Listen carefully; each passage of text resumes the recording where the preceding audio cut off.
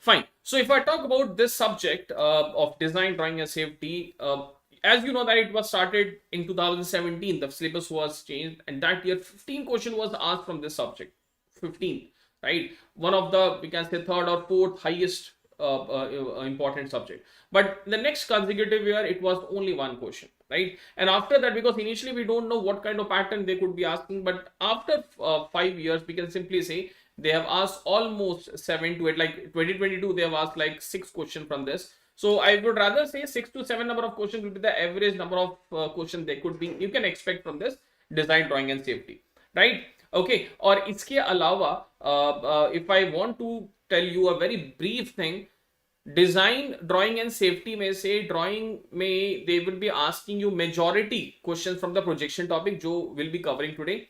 Might be 1 or 2 questions from the conics that also will be covering, right? Introductory part will be having a quick brief of that. Safety say that you can get 1 or 2 questions. Fire safety say they have asked. From your construction safety say they have asked, right? From drawing perspective 1 question at max or 2, इससे ज्यादा नहीं. तो basically equal weightage है design में, drawing में, safety में. Only we can say overview knowledge will be self sufficient to complete this topics. Okay, चलिए start करें. Good evening Farhan, Farhina, Dinesh, Diksha, very good evening, very good evening. चलिए, so let's start with this subject of drawing. Now what is engineering drawing? What is the first thing which is coming to the mind? देखो engineering drawing होता क्या है? It is nothing but it is basically used to convey message from one person to another, right? अगर मैं engineering drawing की बात करूँ, it will simply help us to convey the message from one person to another person. ठीक है, fine. But a message, what kind of message? Basically the message could be sent in form of we can say voice, in form of video. But if you are conveying our message from one person to another person in form of some pictorial diagram, then that is basically the engineering drawing, right? So if I show you one image on the screen, ये image आपको देख के क्या लगता है? Please tell me in the comment section, everyone. इस image को देख के what is the first thing that is coming to your mind? Please tell me in the comment section, because I want you guys to understand what is engineering drawing. Okay, Dinesh, Diksha, Arun, हार्दिक, वीरेंद्र, देख के क्या लगता है sir? It's a basic sign of U turn, है ना? U turn का sign लगता है, जैसे हमने रोड्स में देखा होगा. We have seen in the roads also there is nothing but a sign of a U turn. But है ना, but let us suppose in one of the country, है ना, let us suppose in X country they are assuming this is basically used to take the right turn. You can not deny that, है ना? किसी country में if they are using this sign to make a right turn, so definitely you have to obey that. Okay, fine. So that there a problem exists, because if a person, let's say a person from India is going to that X country and he has seen this signboard and he is taking a U-turn, but actually that was meant to be taking a right turn. तो इसी confusion को दूं, क्योंकि every country is having their own we can say standard bodies or standard regulatory bodies to have that drawing standards. तो उन सब के ऊपर there is a very important we can say ISO. तो ISO is basically a body which is telling us about, which is controlling worldwide. There are some standard sign which we need to, if having a sign like this, it will always resemble us about the U-turn. ठीक है, तो कोई भी country में if you are going to any of the country, if you are seeing this sign, they will be simply, by meaning of this is you have to take a U-turn. And what is the ISO? Tell me what is the full form of ISO. This is your international, yes, international organization for standardization, है ना? International organization for standardization, very simple. And this is basically a worldwide body which is controlling every country design perspective. जैसे India में we are having BIS, है ना? Bureau of Indian Standards. In United Kingdom we are having British standards.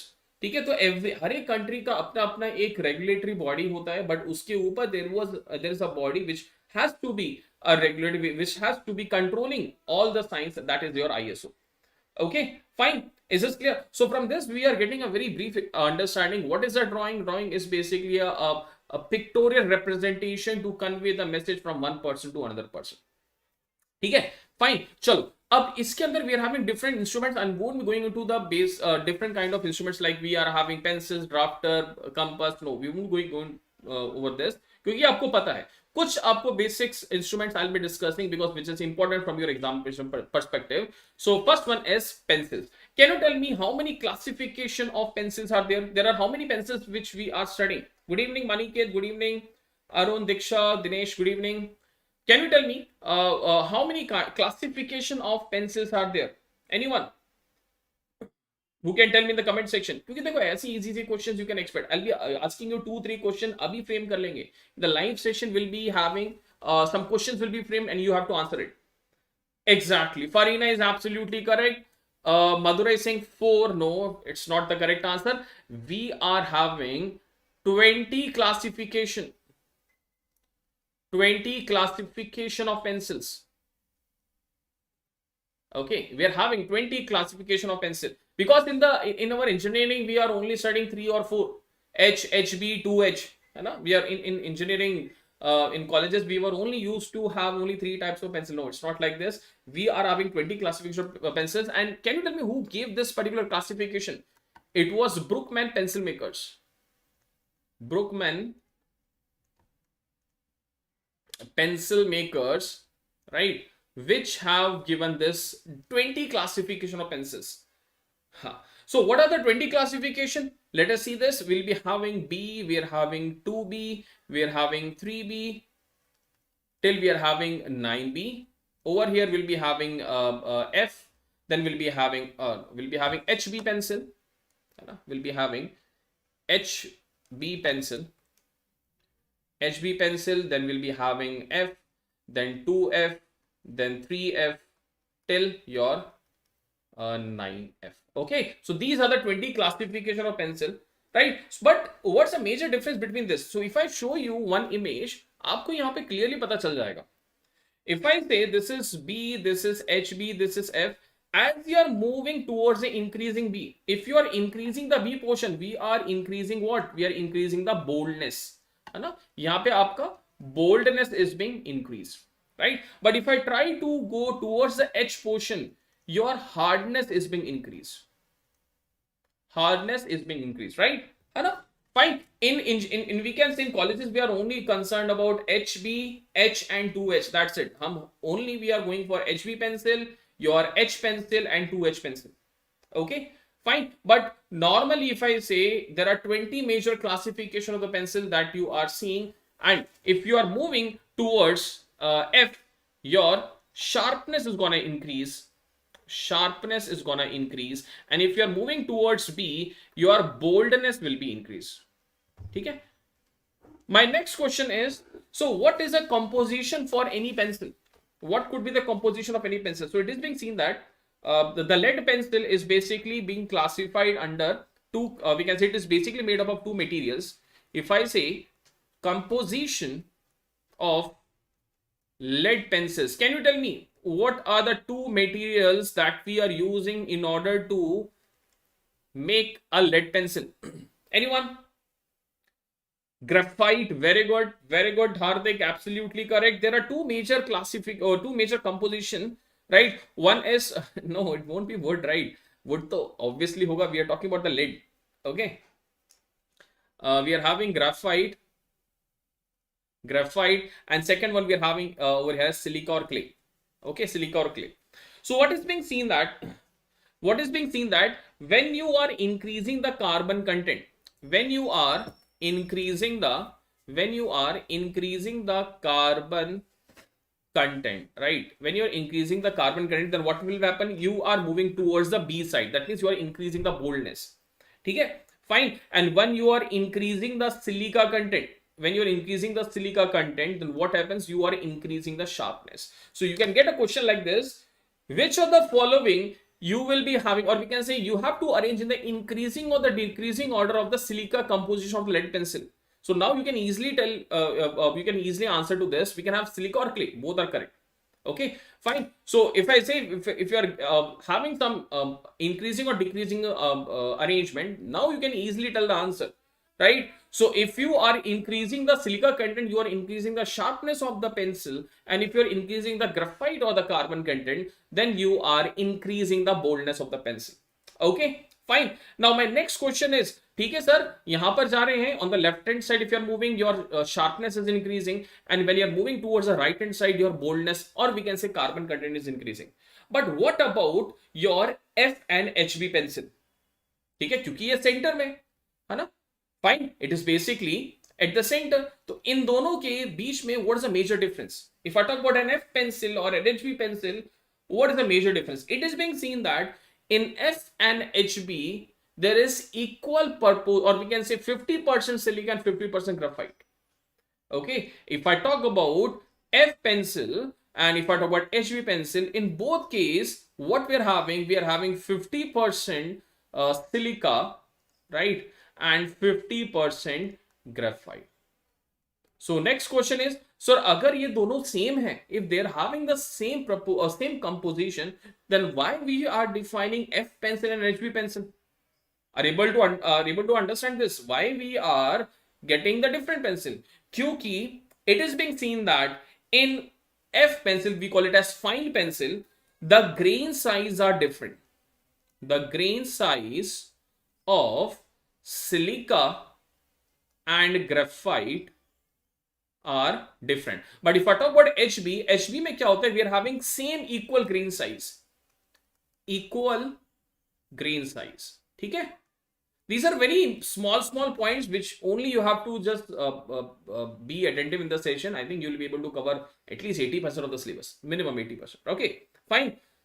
Is this clear? So F or HB में major differences, we are having 50% silica, 50% graphite, but in HB what happens? The size, the grain size of silica and the grain size of your graphite will be different. Okay, in case of this, we'll be having the same grain size, your silica and your graphite will be having the same grain size in case of HB pencil. Is this clear? Okay. Understood? That's the major difference that you can expect. And in engineering, we are only studying H pencil. We are only using HB, H and 2H. Okay. HB we are using to draw the outline. Okay. Fine. Where we are using H type of pencil? H type of pencil is basically used to draw the reference line or imaginary line. Okay. And 2H pencil is basically used to draw the construction lines. Construction lines. Okay, key point याद रखेंगे. We were only trying to define the key point, or we can say will be used to draw the projectors. Okay, equal मतलब जो important points will be trying to recall that only. ठीक है, fine. तो one of the very important instrument that we are using in drawing is pencil. इसके अलावा drafter है. We are having set square, protractor. उस पर हम discussion नहीं करेंगे because you know the concept. ठीक है, क्योंकि जो इंपॉर्टेंट है which you might not be knowing, that we need to have a clarity. Now the next question is, you might be heard about the sheets, drawing sheets. ठीक है, if I talk about drawing sheets, if I talk about the second very important segment, that is drawing sheets. Now in drawing sheets we are having three different types of drawing sheets. Can you tell me in the comment section कितने type के drawing sheets होते हैं? We are having A type, we are having B type, or B series, A series and C series. Okay, we are having three different types of series or three different types of sheets. Please tell me in the comment section. Very good, Maniket.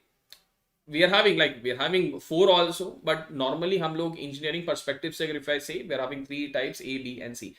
Where we are using A type you might have seen A4 sheets, A3 sheets जो हम लोग use करते हैं in offices, in making the project files, right? We are using the A type of documentation. We are using this A type, and you might have used in your college days also, right? Where we are using this B type sheets? Anyone? B type sheets we are using where? Anyone who can tell me in the comment section? Hardik, Anirban, Maniket, because we are having two channels में live चल रहा है, so I have to see. Very good, Nihita. We are using this in मतलब India में बात करो, we are using this in judiciary system. Judiciary system. ठीक है, फाइन. अच्छा, you might have seen in जब when you are taking a document, a print out of that, ठीक है, stamp paper में. Very good. जब हम लोग प्रिंट आउट लेते हैं, whenever we are taking the print out from the let's say from word file, there is one shape, we call it as letter, है ना? We try to convert that to A4, then we try to take the printout. तो जो letter है ना, that we're seeing, that is basically your B type sheet. Windows में, है ना, or we can say Microsoft में, we are having one format, one page size, which we call it as letter, and that is nothing but the B type sheet, because in United Kingdom, ठीक है, US में, UK में, British में, we are using the letter, ठीक है, letter वाला they are using as an official documentation. जैसे India में we are using A type series, in United Kingdom they are using letter type, and that is the reason Microsoft में by default the print size shape is in form of letters. ठीक है, is this clear? ठीक है, and what is C type sheet, where we are using the C type sheet? C type sheets are basically used to make the envelope के लिए we are using the C type sheet. Like you might have seen, if you want to have A4 sheet का envelope, there is a specific shape, specific size for that, है ना? अगर मान लीजिए मेरे पास A3 sheet है, तो A3 sheet का भी will be having a specific envelope from that. So C type series or C series sheets are basically used to have the envelope. Okay, fine. एक brief introduction हो गया. Now let us talk about A type sheets. A type sheets. Now it is being seen that if I talk about A type sheet, we are having A0, we are having A1, we are having A2, like this. If I talk about the area of A0 sheets, it's approximately equal to 1 meter square.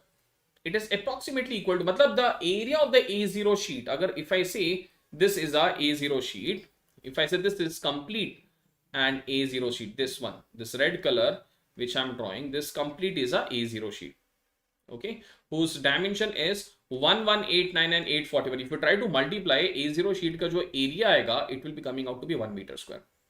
And if you want to have that A1 sheet, A1 में क्या होगा? Just you try to have to fold from the center. जब आप center से fold कर देंगे, we'll be having this sheet, which we call it as A1. ठीक है? It will be the dimension of will be 841 into half of this 594. जब A1 को आधा कर देंगे, we'll be having A2 sheets. So it will be having a dimension of 594 into 420. So as we are moving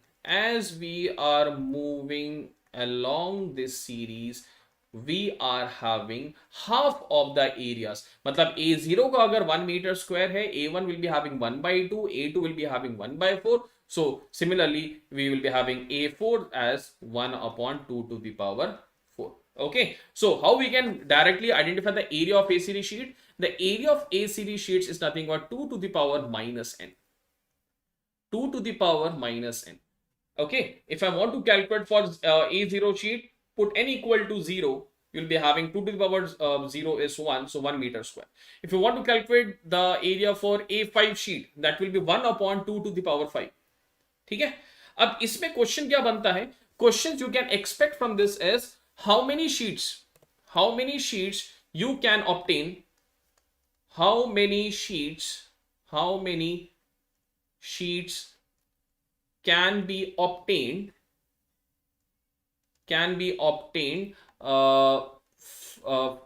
from how many, let's say A4 sheets can be obtained from A1 sheet. Can you tell me in the comment section how many A4 sheets we can obtain from one A1 sheet? एक A1 sheet से कितने A4 sheets we can obtain? Please tell me in the comment section. कैसे करेंगे? How many A4 sheets can be obtained from one A1 sheet? देखो A1 का, एक A1 का कितना होता है? We are having 1 meter square. एक A4 sheet का एरिया कितना होगा? That is 1 upon 2 to the power 4. A1 sheet का होगा 1 upon 2, right?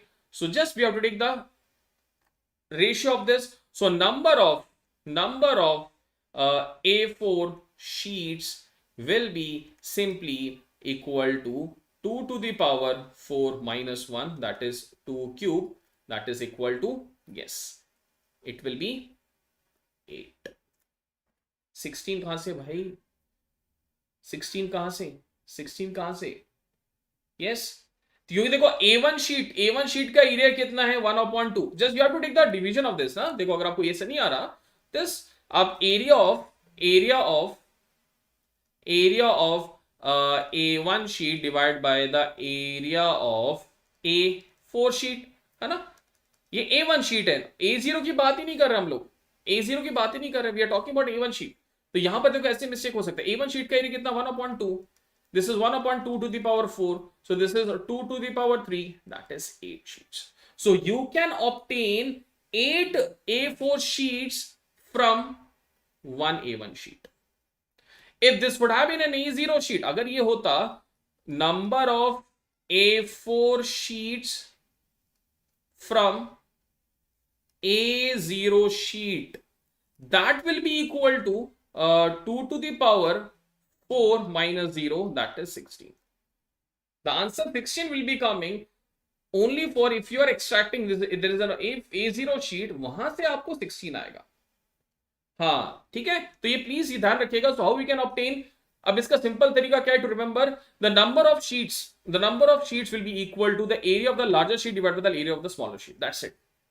ठीक है, नंबर ऑफ शीट्स निकालने का सिंपल तरीका है, number of sheets, to calculate this you can simply say the area of the larger sheet divided by the area of the smaller sheet, area of the smaller sheet. Okay, fine. तो यहां से आप easily you can calculate the number of sheets, larger area का, larger sheet का area divided by the smaller sheet का area. Very good Arun, Dinesh, very good.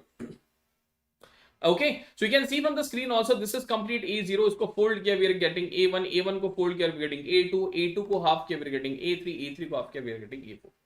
Very important one point. Second important point is, it is being always seen that the ratio of length is to breadth. The ratio of length is to breadth is always following a ratio of 1 is to root 2 or root 2 is to 1. ठीक है, fine. It is being seen that the length is to breadth for an A series, even in B series or C series, it always have the ratio of either root 2 is to 1 or 1 is to root 2. It depends upon कि आप length किसको ले रहे हैं। ठीक है, तो आप इसको root 2 is to 1 भी ले सकते हैं, और you can take it as 1 is to root 2. Right? Small key points.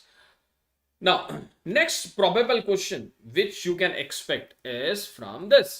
अच्छा, सभी लोगों ने, you might have seen across whenever you are printing the project, you are seeing this kind of image, right? So there is one interesting image you can see over here, that is 75 GSM.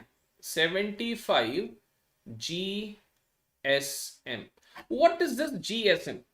कोई बता सकता है? Those who have studied drawing, you might be knowing about this. ये GSM का क्या मतलब है? What's the meaning of this word GSM? It is basically equal to gram per meter square. That means 1 meter square will be having 75 gram. Okay, 1 meter square will be having 75 gram. Now let us suppose it shows thickness. Perfect. देखो, let us suppose if I'm having 100, if you're having, or let's say 100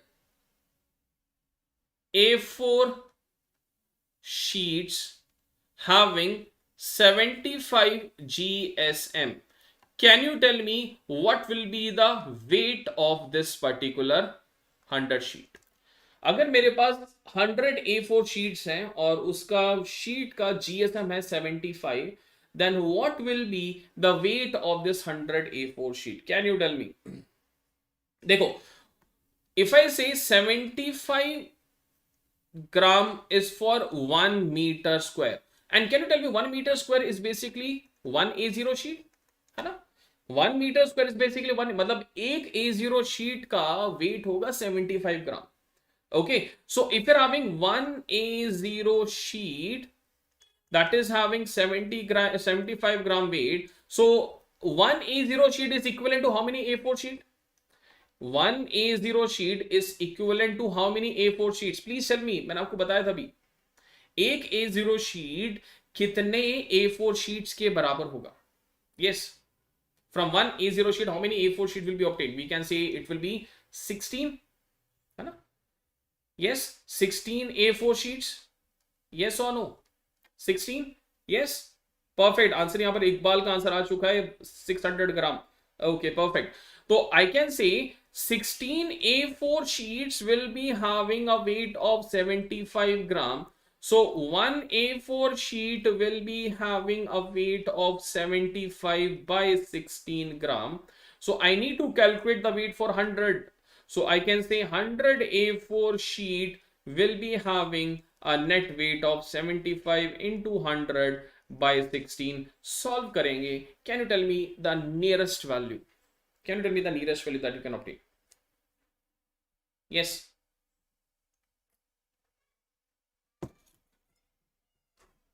चलो देखते हैं. 25 4.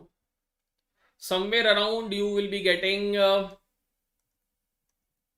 1 3 8 18 point something. तो 25 कितना आ रहा है? Approximately 1200. इतना आ रहा है? Please check. Let me check from my end also. 75 into 100 divided by 16. 468.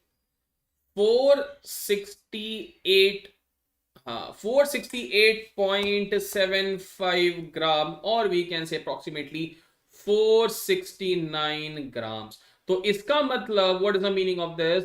100 A4 sheet will be having a weight of 469 gram. ठीक है, अगर आप 100 A4 sheet लेते हैं उस particular 75 GSM का, then it will be having the weight of 469 gram. Is this clear? ये आपको पता रहना चाहिए how we are calculating. ठीक है, fine. So if I'm asking you next question, what will be the weight of 100 A5 sheets having 80 GSM? Quickly tell me in the comment section. Comment section में जल्दी से बताइए. If you're having 100 A5 sheets, or let's say A3 कर लेते हैं, calculation easy हो जाएगा. If you're having 100 A3 sheets, having 80 GSM, what will be its weight? What will be the weight of 100 A3 sheets having 80 GSM? बहुत easy question है. फरीना, दिनेश, इकबाल, मनिकेत, हार्दिक, खुशाग्रा, निहिता, quickly. 100 A3 sheets का अगर उसका 80 GSM है, तो वो GSM का मतलब कहीं ना कहीं we can say what is mass? Mass is nothing but rho into A into thickness. अब देखो, एरिया तो हमेशा कोई भी शीट का कांस्टेंट होगा, डेंसिटी तो उसका प्रॉपर्टी पे डिपेंड कर रहा है. So we can say only if you are increasing GSM, basically we are increasing the thickness, है ना. Fine, very good. I am getting some responses. Kushagra saying 1000. Okay, Iqbal 254 A5. Okay, चलिए, बहुत आंसर्स मेरे पास आ रहे हैं. देखो, सिंपल है. 80 GSM का मतलब 80 GSM means 80 grams for 1 meter square. 1 meter square मतलब we are talking about 1 A0 sheet.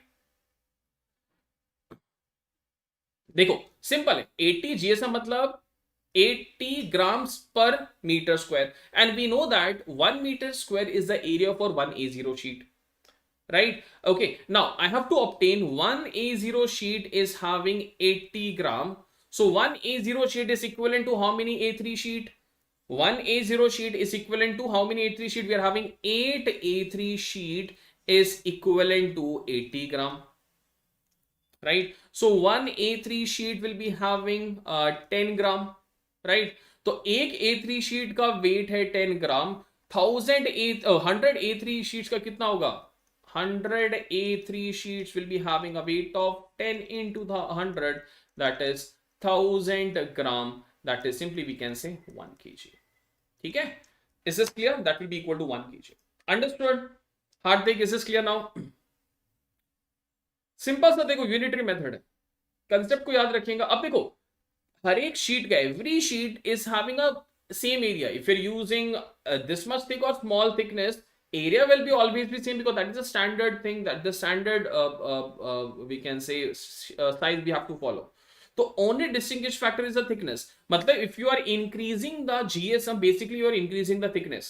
And आपने सुना होगा when you are printing the project जब आप print लेते हैं, this one paper called as bond paper. सुना है? Has everyone heard about that bond paper? Yes. अब bond paper का thickness देखा होगा, थोड़ा सा ज्यादा होता है.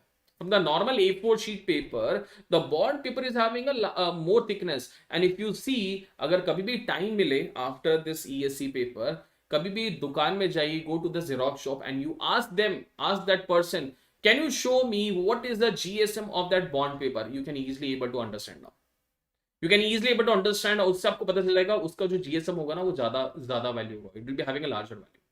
ठीक है, अभी नहीं करना, after ESE, not now. You are not having that much of time to search for that. ठीक है, क्लियर है, फाइन. चलिए, so now this is your drawing instruments. Now let's quickly talk about B series sheets which we are using in your judiciary system. Right, अब B series को simple निकालने का तरीका क्या है? The area of B type sheet is basically equal to geometric mean of an minus 1 and an sheet. Okay, it is equal to an minus 1 and an. So if I want to calculate the size for b1, so b1 it will be equal to the geometric mean of a0 and a1.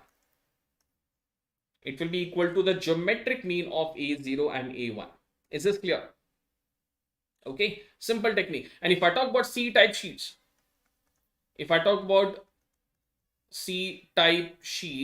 it is nothing but the geometric mean of an and bn.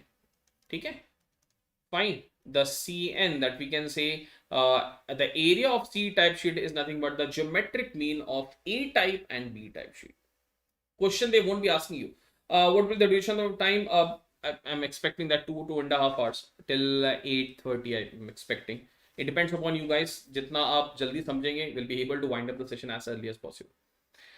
Okay, fine. So sheet पे से you can expect a question, right? So now let us talk about the very important topic जहां से question आता है, that is projection. That is nothing but your projection, right? Fine. Now, why we are studying this projection? If I say projection is mainly being classified under 4 categories: multi-view projection, oblique projection, isometric, and perspective projection, right? But if I say in a layman terms, देखो, multi-view projection is basically used by engineers to convey message between engineers. We are using this multi-view projection. ठीक है, अगर मुझे एक engineer, मतलब एक civil engineer से, if I want to convey to a mechanical engineer, right, और अब सिविल टू एनी इलेक्ट्रिकल और ईसी, और mechanical to EC, electrical, civil, definitely we will be using multi view, जिसमें हम लोग top view, front view, we are studying that. But if I talk about oblique projection and isometric projection, these type of projection is basically being used B and C sheet questions. मुश्किल होगा क्योंकि ए type में से ही एक दो बार ही पूछा है. B और C just only should be having the basic understanding. Clear Diksha sorry, हाँ, है ना? तो वहां से आपको क्वेश्चंस मिल सकते हैं. ए सीरीज से ज्यादा बी और सी, बस आपको ब्रीफ आइडिया पता रहना चाहिए, right? And oblique and isometric projection is basically used where we have to convey message to the non-technical person. non-technical persons, right? अगर कोई non-technical person, कोई इंजीनियर नहीं है, कोई एक person है which is having non-engineering background but is a we can say educated person, तो उसको हम लोग oblique projection या isometric projection से we can pass on the information.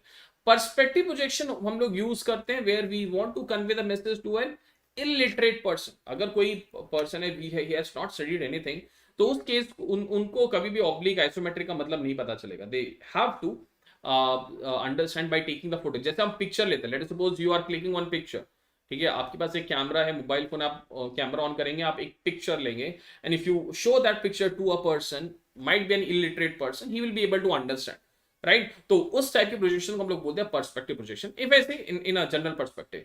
But अगर मैं प्रोजेक्शंस की बात करूं, अगर मैं क्लासिफिकेशन प्रोजेक्शन की बात करूं, projection is basically classified under 2 categories. ठीक है, if I say projections, तो उसको समझने के लिए there are some terms that we need to have a clarity. One, we call it as source, जिसको हम लोग एक आई की तरह ड्रॉ करते हैं. We are having object, right? We'll be having one object, we'll be having one plane, ठीक है, जिसको हम लोग ऐसे रिप्रेजेंट करते हैं, and we are having projectors, जिसको हम लोग लाइन से डिनोट करते हैं. मतलब will be having one source, ठीक है, और सोर्स मान लीजिए let me show one diagram. I think that is present over here. मान लीजिए यहाँ पर एक source बैठा है, ठीक है? There is a source and there is a body. There is a body kept like this, and we are seeing this body. We are seeing this body and we are seeing this body on a plane. ठीक है? तो ये आपका है object. This is the object, right? This is the source. ये जो आपका rays जा रहा है, which we call it as rays or projector. Rays or projector, ये आपका ऑब्जेक्ट है, right? And this is the plane over which we are seeing the shadow, जिसमें हम लोग किसी ऑब्जेक्ट का शैडो देखते हैं या इमेज देखते हैं. Okay, this we call it as the plane. Clear? तो बेसिकली इन नोटेशंस को यूज करके we are now classifying the projection, because you can expect one of the questions from this, the classification of projection. तो projections can be broadly classified under two categories.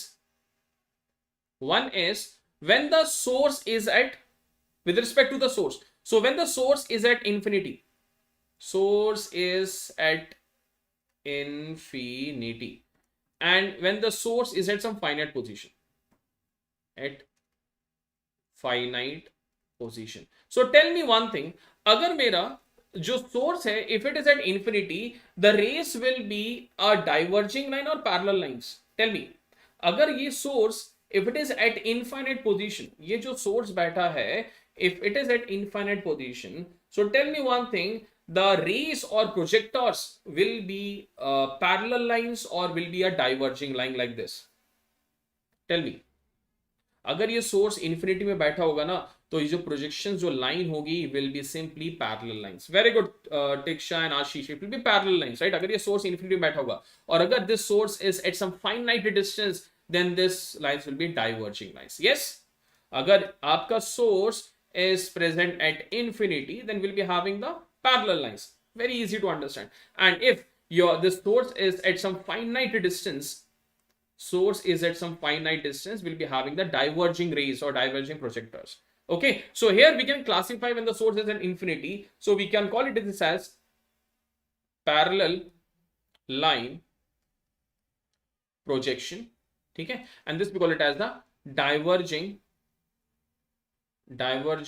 line projection. Okay, ये इसका बस meaning है. Main classification parallel and the diverging line projection we can understand like this. ठीक है? Parallel का मतलब something like this. If I try to classify, है ना, if I try to classify diverging line को ही we call it as the perspective projection. Perspective projection. ठीक है? जिसमें if you try to see, if let us suppose I'm having an image, right? तो आपने देखा होगा, when you are seeing a road, आपने कभी एक रोड को देखा होगा, आप देखते हैं एक रोड आगे जा रही है, when you see from the naked eye, you might be seeing that road is converging to a point. Yes, have you visualized that? अगर आप एक रोड को देखते हैं, आपको कुछ ऐसा दिखता है ना? मान लीजिए स्ट्रीट लाइट है, you might be visualizing that it is being converging to a point. So this kind of projection we call it as perspective projection. So perspective projection be further classified into three categories, that is your single point, double point and triple point vanishing point, right? We have a single point, 1 point, 2 point and 3 point. ठीक है? इसके अगर एक point पे अगर पूरा image it is being converging to a single point, we call it a single point. ऐसे double point मतलब there will be an image where 2 points will be diverging. 3 point का मतलब something like this. मान लीजिए there is a body, है ना? There is a body which is kept like this, a 3D image, such that there are 3 points about which this body is being. ठीक है? तो एक बॉडी है जिसका 3 point we call it as vanishing point. ठीक है? 3 point पे this entire diagram is being converging. ठीक है? जैसे इस डायग्राम में we are having 1 point as converging, we call it as single point vanishing point. Okay, not that much detailing you should be doing, just only brief understanding. Now important is this parallel line projection. Parallel line projection is very important. Parallel line projection, क्योंकि पिछले साल in the previous year there was one question from this classification, that is why we are giving more emphasis on this. If I talk about parallel projection, we can have two possibilities.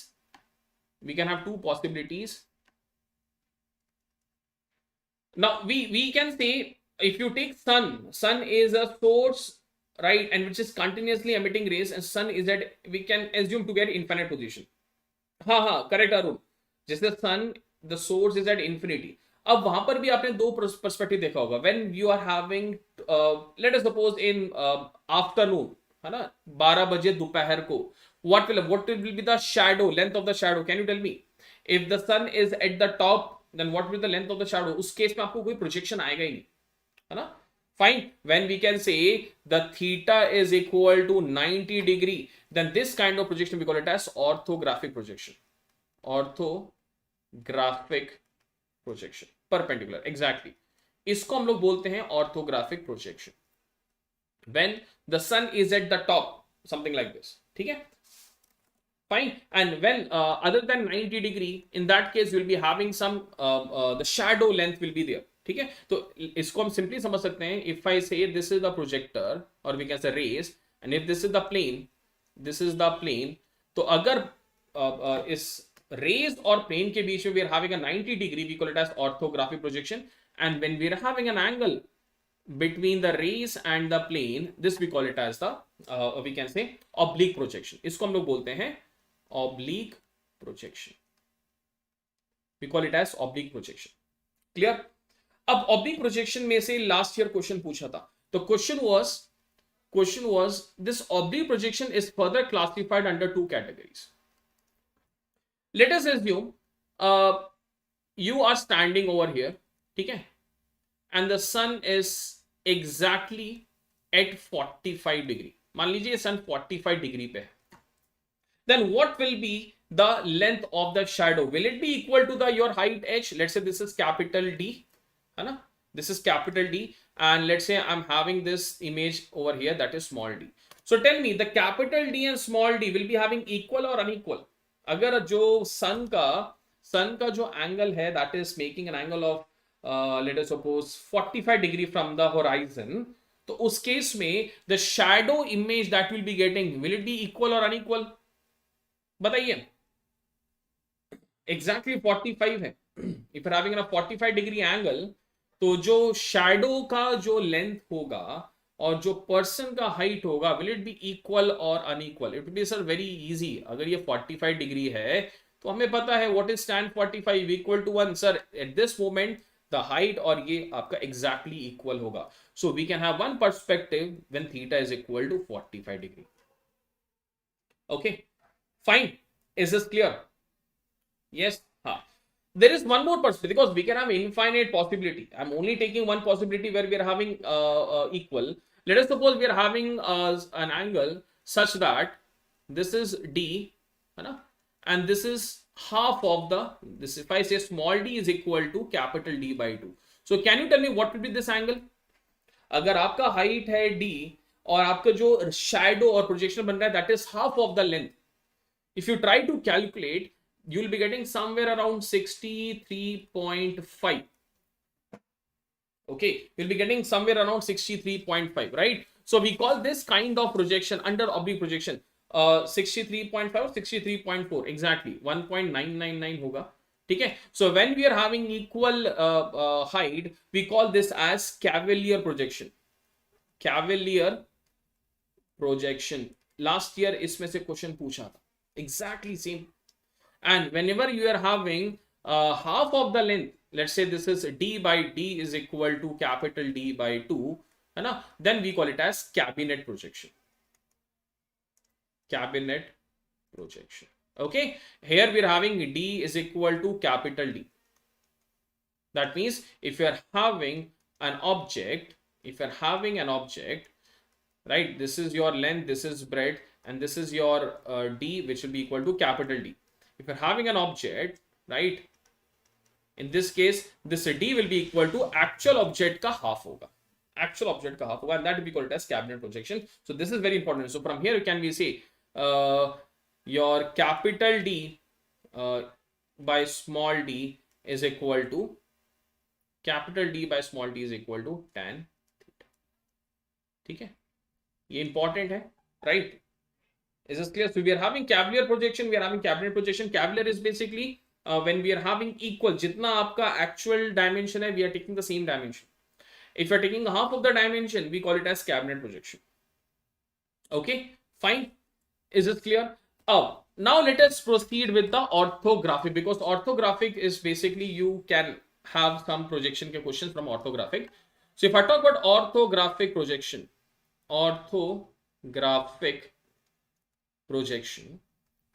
ठीक है. अब orthographic we can have two possibilities.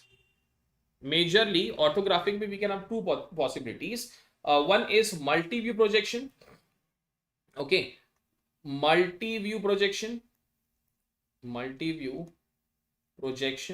and second we call it as axonometric projection.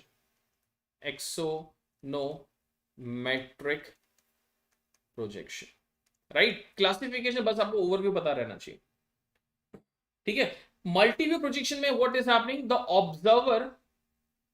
observer is changing position. Observer changing position मतलब let us suppose this is the body. Sometimes I'm seeing from the up, I'm seeing from the front, sometimes I'm seeing from the side. That we call it as multi-view projection. ठीक है. Axonometric में क्या होता है? Just opposite. Object is changing the position, observer is fixed. मैं यहीं खड़ा हूं, I'm placing the object over here.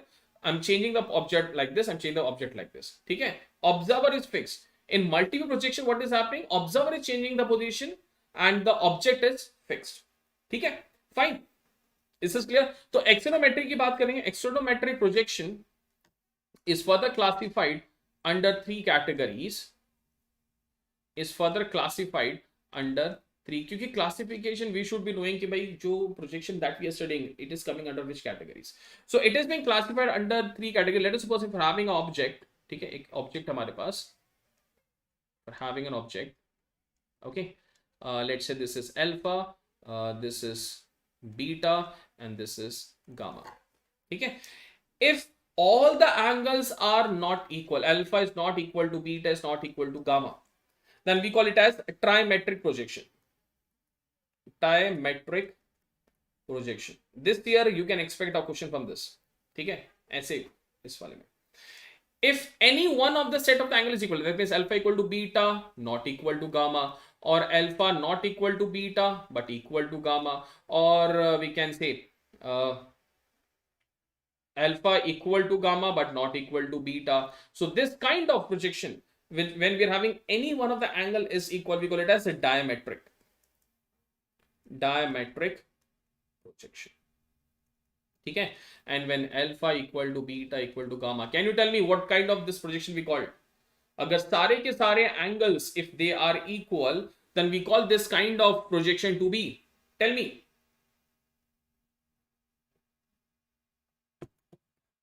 We call this as isometric. That is all will be equal to 120 degree, है ना? So this is, we call it as isometric projection. Very good. Diksha, ortho तो ये सबके सब ortho है, ये भी ortho है, ये भी ऑर्थो है ना. ऑर्थो तो मैं ओवरऑल बात कर रहा हूँ. This is multiview is also an ortho orthographic projection. Axonometric is also orthographic, right? It will be called as isometric. ठीक है. So isometric is also an example और a classification of orthographic projection. This an important information that you should be knowing. ठीक है. Is this clear? Fine. Understood. चलिए. So this is all about the classification of the projection. So let's talk about the projection of the different points. So I have shown everything. If I try to hide myself, अगर मैं आपको अपने आप को अगर मैं hide करूंगा, I have showcased everything with the diagram so that you are able to have that detailed discussion, complete projection of the points. क्योंकि when you will be downloading this PDF, right, you should be having entire information. ठीक है. Fine. चलिए. So now let's talk about projection of points. projection of point देखेंगे, फिर projection of line देखेंगे, then we'll be going for conics. Conics के बाद if the time allows we'll be going for the safety also. ठीक है. चलो. So projection को समझने के लिए we should be knowing a very interesting term, right? So let us suppose I'm having one more thing, like in multi-view projection. Now multi-view में basically we can have further. If I say multi-view projection, यहाँ पर मैं लिख देता हूं multiview projection, right? Multi-view projection is basically further classified into two categories. One we call it as your principal views, and second we call it as your uh, auxiliary views. Auxiliary views में we can have infinite type of projections. Principal views में we can have only 6 views. 6 views होते हैं इसमें. We are only 6 views possible. In auxiliary we can have infinite views. That means I can see a body in any direction. कोई problem नहीं है. पर principal view का मतलब we are seeing in some particular direction and we are only able to obtain 6 views. Right? अब क्या होता है principal views? If I talk about principal, we are having the front view. We are having the front view. We are having the rear view. We are having the top view. We are having the bottom view. Okay. We are having the left side view and we are having the right side. Left side view and we are having the right side view. So these are the 6 possible views which we call as a principal views. अब question ये है where we can see the front and rear view. Front and rear view we call it as principal planes. तो principal planes अगर मैं front और rear view की बात करूं, we can see the front and rear view in a vertical plane. We can see the top and bottom view in a horizontal plane. We can see the left side and the right side view from in a profile plane. ठीक है.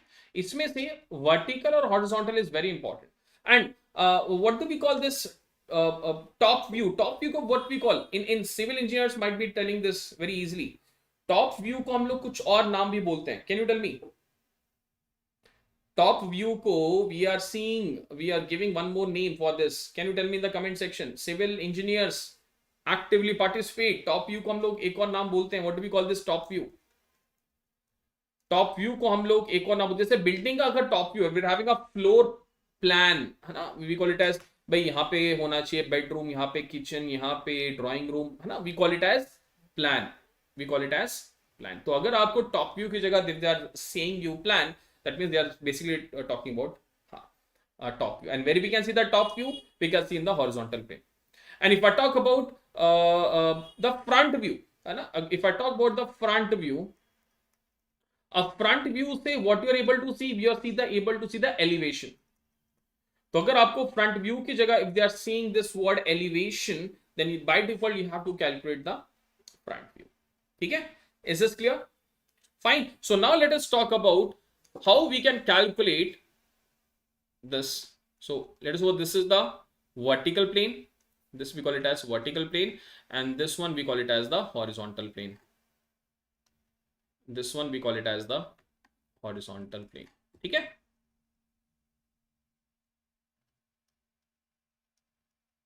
Is this clear? Fine. अब let us suppose I'm saying this is the first quadrant, this is second quadrant, this is third quadrant, this is fourth quadrant. Projection of points से question पूछे जाते हैं. Let's take one example. There is a point A which is 20 centimeter. We can say 20 centimeter in front of vertical plane and 10 centimeter above horizontal plane. Can you tell me this point will be present in which quadrant? अगर मेरे पास ऐसा information है 20 centimeter in front of VP and 10 centimeter in above HP, can you tell me where this point will be present? Where this point will be present? Obviously, the first quadrant. VP के सामने, this is the front portion above, so it will be present in the first quadrant. Let us suppose this is point A. ठीक है, first quadrant में it will be present. One type of question. If I say the front view, always say that we are always seeing this body from this end. ठीक है, this is the front view, and if I see from this perspective, this is the top view. So the front view will always be present, or it will be available on the vertical plane. Let's say I'm taking it as A. ठीक है, and the top view will be always present in the horizontal plane. Let's say this is A dash. Okay, fine. Sorry. Front view is dash and small letter is the top view. Okay, fine. Always remember front view may we call it as a dash and a small letter is for the top view. But यहाँ पे we are not able to understand. If I want to show, this is a three-dimensional figure. This is a three-dimensional diagram. If I want to show in a two-dimensional perspective, तो उसके लिए what we do, we try to draw the XY line diagram. What is XY line? Let us suppose जहां पर ये दोनों intersect करें, this is X and Y. ठीक है? So if I try to draw this XY line, अब मुझे बताइए, this point A dash is how much distance above XY line? Can you tell me? जो point A dash है, which we call it as a front view, this point A dash is at a distance of how much above XY line? Can we say this distance is 10 centimeter? Yes. Understood? है ना? And if I talk about, अब ये तो आ गया आपका front view. अब मैं top view कैसे दिखाऊं भाई? टॉप व्यू के लिए I have to change the perspective. तो उसके लिए क्या करते हैं? It's a very simple technique. We try to rotate this horizontal plane in a clockwise direction. We try to rotate this horizontal plane in a clockwise direction. तो अगर ये point A clockwise घूमा, this is the top view, तो top view आपको कहीं ना कहीं x line के नीचे आ जाएगा. So it will be present over here. Can you tell me what will be this distance? What is the distance between point A and the XY line? Basically, we are talking about this distance. ये कितना है? 20 centimeter. So this will be 20 centimeter. So this is the front view, and this this is the top view, and this is the front view of the point A. Is this clear? ठीक है. अगर ये clear हो गया, then you won't be having any difficulty in projection of line or solids, anything, or projection of plane. ठीक है. Majorly you can expect a question from line में एक horizontal trace करके आता है, that we have to discuss. मतलब trace, what is the meaning of this trace, right? For that you should be knowing what is the projection of point. So we have seen the front view and top view of a point. Is this clear? Right. Now let us suppose I'm having one more diagram like this. Let's say this is point A and this is A dash. This is, let us suppose 10 and this is, let us suppose 15. Okay, all in centimeter. Can you tell me this point A is present in which quadrant? ये point A किस quadrant में present होगा? बताइए. Point A actual point is present in which quadrant? Now dash is basically we are using A dash, basically we are talking about the front view, and A is basically your top view, right? है ना? Fine. चलिए.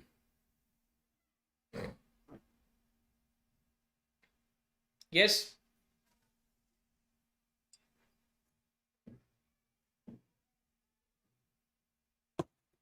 बताइए, in which quadrant this point A will be present? First quadrant, second quadrant, third quadrant, fourth quadrant. अब कैसे पता लगाएं? ठीक है, let's do this analysis. चलो, let's quickly draw this diagram. ठीक है. अब बोल क्या रहा है? Now front view will always be, you will be able to see very clearly. अब front view कहाँ है? Front view is above XY line. This is XY line, है ना? XY line के ऊपर है. So front view somewhere around there. ठीक है, having a distance of कितना? 15. ठीक है, clear? Fine. Front view मतलब the body is kept in either first or the second quadrant. या तो body यहाँ पर है या तो body यहाँ पर है ना? Either the body is kept over here or here, because the front view is present above the XY line. That means either it will be in the first quadrant or the second quadrant. अब क्या है?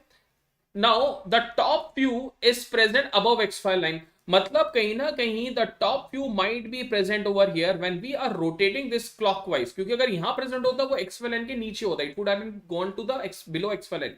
Because the top view was present over here, when you're rotating this, it will be coming over here. So that simply means our actual point was somewhere over here. This was the front view, this was the top view. So it is present in the second quadrant. The point is present in the second quadrant. Okay, is this clear now? The point is present in the second quadrant. Mustafa is absolutely correct. ठीक है, clear हुआ? क्योंकि when you're rotating, so what will be this distance? वहां से यहां तक कितना होगा? It is 10. Clear? Understood? Can we take one more example? When we take one more example, चलिए एक और example लिखते हैं. Let's suppose this is the XY line and you guys will be telling me, ठीक है? अब आप लोग बताएंगे, this is point A having a distance of 10 and this is point A dash having a distance of let's say 20. ठीक है? अब बताइए, where is the point present or what is the distance of this point from vertical plane? What is the distance from vertical plane? Tell me in the comment section. What is the distance of this point from the vertical plane? Very easy question. इस point A का vertical plane से कितना distance पे है? This point A is at a distance from, how much distance from vertical plane? So not understood. ठीक है, we'll be taking one more example. Don't worry, Artik. 20.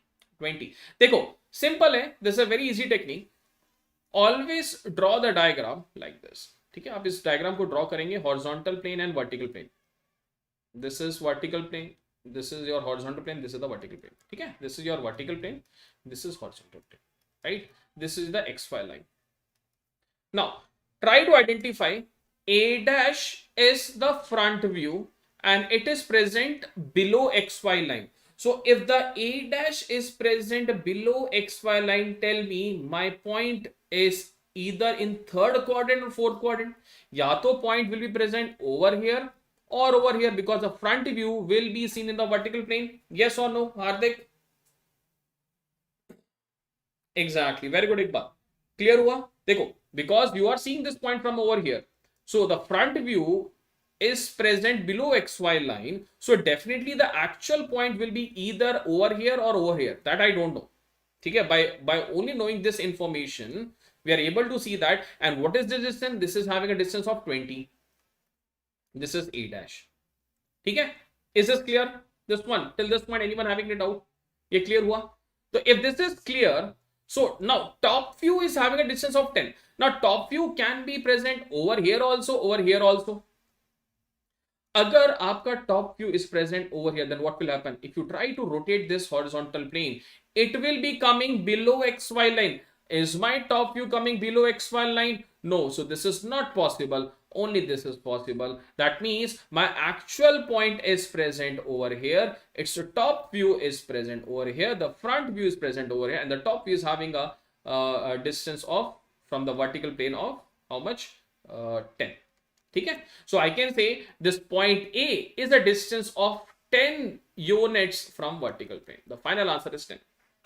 Correct. Sachin is absolutely correct. Iqbal is absolutely correct. Okay? This point A is at a distance of 10 units from the vertical plane. Understood? In the same question they're asking, it is at a distance of 20 units from the horizontal plane. This point A, the actual position is present at a distance of 20 units from the horizontal plane. Clear hai? Understood now? Please tell me yes or no. Because अगर ये clear हो गया ना, then I would say बाकी सारे projection you can easily able to answer the problem. ठीक है? Only difficulty is where or how we are basically able to draw the or understand the projection. That's it. अगर आपको projection clear हो गया, then you will be able to answer it very easily. Okay? Clear? Projection of point clear हुआ? Now, let us talk about the projection of line. Now, let us talk about the projection of line. Now, line में क्या है? Line में difficulty ये है. Let us suppose this is a line. You are able to see exactly same length, right? You are able to see exactly same length because it is exactly parallel to your vision or exactly parallel to your view. But let us suppose I'm having a pen kept like this. are you able to see the exact length, or are you able to see a point? You're only able to see a point. Actually, this is not a point, this is a straight line. So here the orientation also matters, है ना? Fine, there the orientation also matters, right? So चलिए देखते हैं कैसे करें projection of line. So let us suppose a line is, let us suppose there is a line, okay, let's suppose this is the horizontal plane, this is the vertical plane. Now let us suppose the line is perpendicular to, let's say the line is perpendicular to horizontal plane and parallel to vertical plane. So can you tell me where you will be able to see the true length of this particular line? Where you will be able to see the true length of this line? Anyone? If I say it is perpendicular to HP, then this is a line AB, right? So you will be able to see the true length in the front view, the top view. You will be able to see the true length in the front view. Yes, that is A dash B dash. Okay, that is A dash B dash. Is this clear? Fine. If I talk about the top view में आपको क्या दिखेगा? हाँ, top view में आपको क्या दिखेगा? Top view में you will be able to see a point. This is point A and this is the same point as B. So this is your top view. तो यहाँ पे the point is how the line is kept. That is very important. Okay, and if you're able to visualize that, I think then you're able to understand. ठीक है, अगर ये मान लीजिए inclined होता, something like this. Let us suppose this is your vertical plane, this is the horizontal plane, right? We are having a line which is parallel to VP and inclined to HP. Okay, it's parallel to VP and inclined to HP. So definitely it will be having some inclination with the horizontal plane, right? So if you try to extend this line, when you are extending the line, so where it is intersecting the principal plane, that point we call it as trace. So when a line is extended and if it intersects the principal plane, अगर वो principal plane पे intersect करता है, that could be a vertical plane also, that could be horizontal plane, so that we call it as trace. Okay, जब this line is extended, so if it is intersecting at any one of the planes, that we call it as trace. So here we can have horizontal trace also, we can have vertical trace also. So tell me, in this example, in example number 1, do we have any vertical trace or do we have any horizontal trace? Yeah, example number 1 में can we have the vertical trace? Can we have the vertical trace? Vertical trace का मतलब when you extend this line, it should be intersecting at the vertical plane. It is not intersecting, so there is no vertical trace. We are having only this point as the horizontal trace. ठीक है, एक ही point है, that is horizontal trace. Is this clear? Fine. Trace का simple मतलब, the basic meaning of the trace is when you extend that line. Okay, when you extend that line, and if that line is intersecting at any it is intersecting on the principal plane, so that point we call it as a trace. And if that point is located on the horizontal plane, we call it as horizontal trace, and if that point is located on the vertical plane, we call it as vertical trace. ठीक है, is this clear? Understood? Like in this example, if the line is parallel to VP and inclined to HP, do we have horizontal trace or vertical trace? Tell me in the second example, in this case, do we have vertical trace or do we have horizontal trace? अगर this line is extended, question is parallel to VP and inclined to HP. Do we have vertical trace, both vertical trace and horizontal trace, or only vertical trace or only horizontal trace? Tell me. Is example pain the second example? This is the first example that we have discussed. If a line is parallel to VP and inclined to HP, do we have any horizontal trace or vertical trace, or do we have both? Yes or no? देखो अब यहाँ पे question में students get confuse. देखो इसको मैं समझाता हूं. ये देखिए, मान लीजिए question is parallel to VP and inclined to HP. ठीक है. So let us suppose this is vertical plane. It is parallel to VP, right? It is parallel to VP, inclined to HP. Inclined to HP. Now tell me, will this line will be intersecting? If you see from the side view, will this line will be intersecting the vertical plane? क्या ये line will this be intersecting the vertical plane? Yes or no? It never will be intersecting. So there is no vertical trace. No vertical trace. We only have horizontal trace. Is this clear? So the students, those who are telling me both trace will be present, it is only horizontal trace will be present, no vertical trace will be present. Is this clear? देखो simple रखिए, ये आपका vertical plane है, this is the horizontal plane. ठीक है. तो अगर ये if I say this is the horizontal plane, this is the vertical plane, so if there is a line which is inclined to horizontal plane but parallel to VP, so if it is parallel to VP, this line will never ever intersect to vertical plane. अगर वो intersect ही नहीं कर रहा, if it is not being intersecting at vertical plane, तो how we can get the vertical trace? ठीक है. तो यहाँ पे deciding factor, many student they will marking, अरे सर टेढ़ा सा दिखेगा, so definitely they will be having vertical and horizontal trace. तो try to visualise this, you will be able to answer it very accurately. ठीक है, fine. Because trace से question बहुत बार पूछा जाता है and you should be able to answer to this problem. Is this clear? Fine. Okay, understood. चलो, so now let's quickly talk about this one. Now this one is, we call it as the front view. This is the top view, है ना. ये आपका top view के लिए यहाँ से we are seeing, the front view के लिए we are seeing from this end, right. So I think this already we have covered. ठीक है. चलो, now let us talk about one more example. A point A is 20 mm above HP and 35 mm behind VP. So 20 mm above HP, this is 20 mm, right? And 35 mm behind VP, this is 35 mm. Okay, so if I try to draw, this is the front view, this is the top view, right? Okay, so if I take this as x file, this is x, this is y, तो x file जब बनाएंगे, a dash and a will be on the same side. This is a dash and a. So by this way, we are able to draw the xy line projection.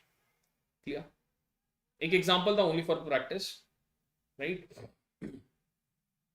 ठीक है. Okay. Clear.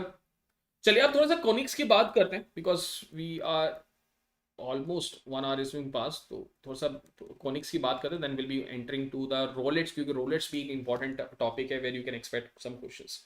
चलो, what is conics? What is conics? Conics is basically when you are cutting a right circular hollow cone. If you are having a right circular hollow cone, right? If you are cutting, you will be getting some shapes. So that shape that we are getting, or that curve that we are getting, we call it as conics. आपने इसको पढ़ा होगा आपके class 11th या 12th में भी. ठीक है. अगर if you are having a hollow cone, so if you try to cut, let's suppose I'm cutting like this, so we'll be getting something like this. So this is nothing but an ellipse. If I'm cutting a section like this, so we'll be getting a rectangular hyperbola, or we can say a hyperbola, right? So definitely a rectangular hyperbola. So here we need to identify in conics what kind of shapes we can get. In conics we can get ellipse, or we can say we can get a circle. Okay, we can get ellipse, we can get parabola, right? We can get hyperbola,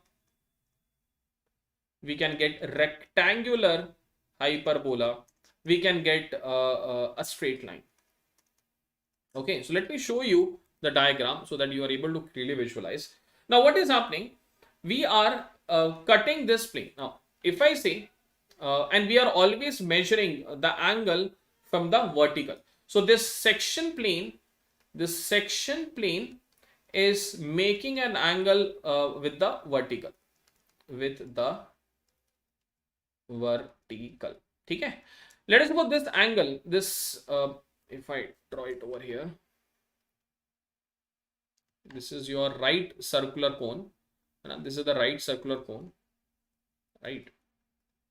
This angle we call it as a semi-cone angle. Alpha is your semi-cone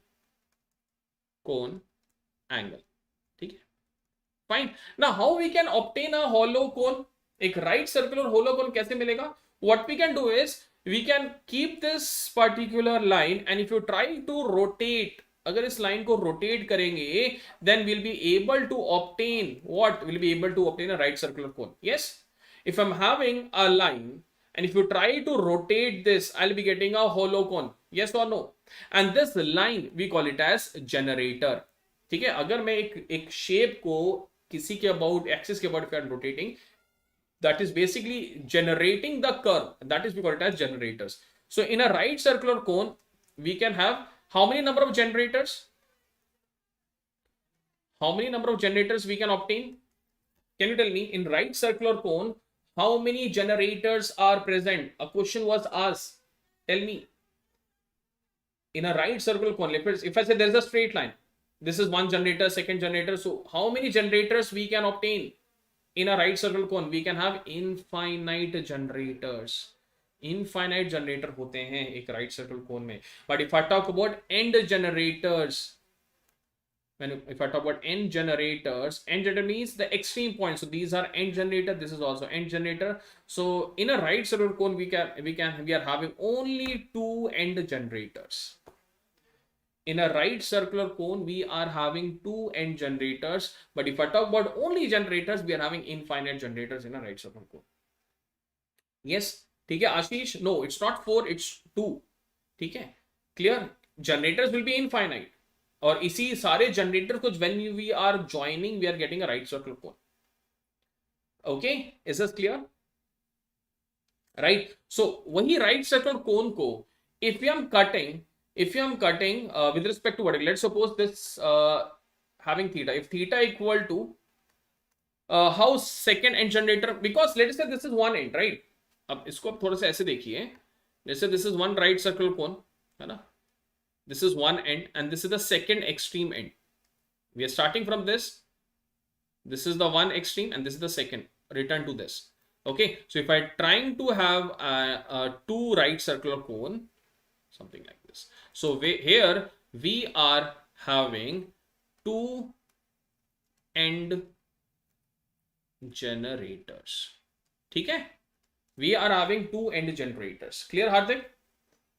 fine. अगर मेरे पास एक generator है तो मेरे पास we can have end infinite generators. तो दो एक्सट्रीम्स में we are having how much? Only two generators. One is this extreme, second is this extreme.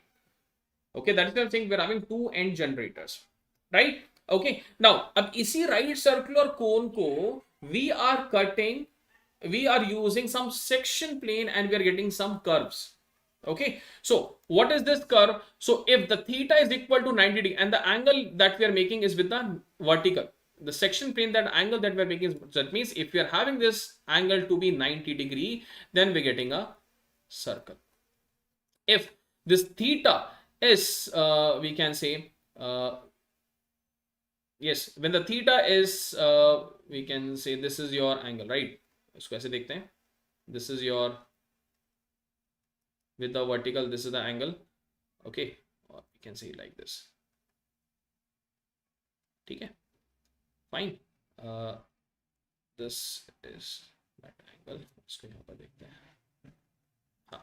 So when the theta is greater than that of alpha, अगर आपका theta alpha से ज़्यादा है, so tell me what we are getting. If the theta is greater than that of alpha, then we are getting ellipse. ठीक है. When the theta is exactly equal to alpha, we are getting parabola. Less than alpha. less than the semicone angle is equal to parabola. When theta is greater than that of alpha, we are getting hyperbola, right? उल्टा लिख दिया, उल्टा लिख दिया. Greater than होगा ellipse में, less than होगा hyperbola में. And when it is exactly equal to 0, then we are getting a rectangular hyperbola. ठीक है, fine. This you might have studied in your school days also. वहां पर अपने conics पढ़ा होगा. If the section is being cutting, right? So अगर मैं इसको एक एनिमेशन के थ्रू समझाऊं, देखो, are you able to see this animation? Let me hide myself. This is a circle, slightly more angle, ellipse, then we are having a parabola, then we are having a hyperbola, then we are having a rectangular hyperbola, then we are having straight line. Okay, are you able to visualize what is happening? When you are cutting the section, we are getting different, right? We are starting from the circle, then we are getting when theta equal to 90 degree, right? This is your 90 degree. When you are having theta greater than that of alpha, then we are having ellipse, right? When this theta is equal to alpha, we are getting parabola. And when this theta is less than that of alpha, we are having hyperbola. And when this theta is exactly equal to 0 degree, we are having rectangular hyperbola. ठीक है, we are having this rectangular hyperbola, right? Fine. अब क्या question में ऐसे आ सकता है? You can never know. Now the next problem is we are getting a straight line also. When you are getting the straight line, when this section is exactly parallel to, or we can say exactly equal to this, when this theta is exactly equal to alpha, and your plane is passing through apex,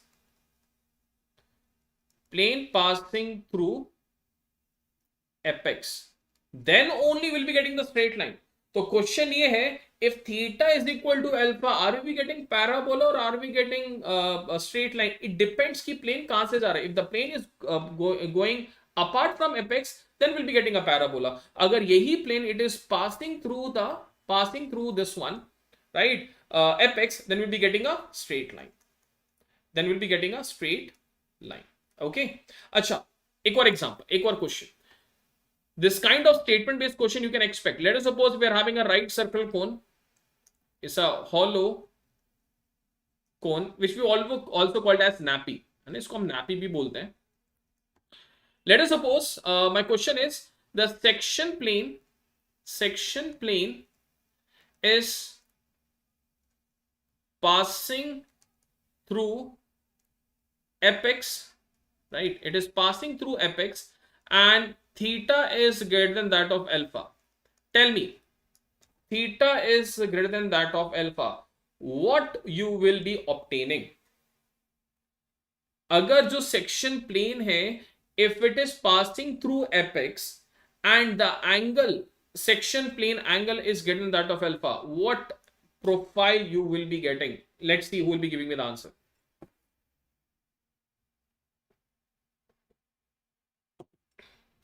देखो, this is the section plane. ठीक है, ये देखिए, यहां से देखते हैं. This is the section plane passing through apex. It is making an angle more than that of alpha. So what will be getting? You will be getting a, अब देखो, ये आपका कोन है. You are cutting from this, so you will be getting only a point. आपको सिर्फ एक point मिलेगा. You will be getting a point. That's it. You'll be getting exactly a point. Iqbal sir, isosceles triangle कब form होता है? Then you should be having two section plane. That too alpha is equal to theta. Passing through apex, alpha equal to theta, then you'll be getting an isosceles triangle. तब आपको मिल जाएगा. Ellipse नहीं मिलेगा. You won't be getting an ellipse. ठीक है? Understood? Clear? ठीक है, perfect है। फाइन, तो इजी है ये, इसमें कुछ डिफिकल्टी नहीं है, right? You can visualise over here we are having this as theta equal to 90 degree, theta is greater than that of alpha, theta is equal to alpha, theta equal to 0 degree. This is we call it as rectangular hyperbola. This is your rectangular hyperbola. Okay, clear? अब क्या question में आपसे ऐसे पूछा जाएगा? No. You should be knowing the basic concept. There is one more technique by which we can obtain this conics, that is we call it as eccentricity method. वो important है. Eccentricity method से we can obtain these different conics. So from there you can expect the question which we denote as E. ठीक है हार्दिक, देखो ये you should be knowing because there are multiple ways to obtain the curve. So one of the ways by using the section method that we have seen. Second way is we can use the eccentricity method. So what is this eccentricity method? Let us try to define what is this eccentricity. Eccentricity is nothing but the ratio of the distance of a point, from a fixed point to a we can say to that of a fixed line. ठीक है, अब इसमें से कैसे we can define? Let us suppose we are having a fixed line. This is your fixed line. This fixed line we call it as directrix. This fixed line we call it as directrix, and there is a fixed point also. This is the fixed point which we call it as the focus also, right? But यहाँ पर हम fixed point will be calling this as fixed point. Now there's a point P which is moving. This point P is moving, right?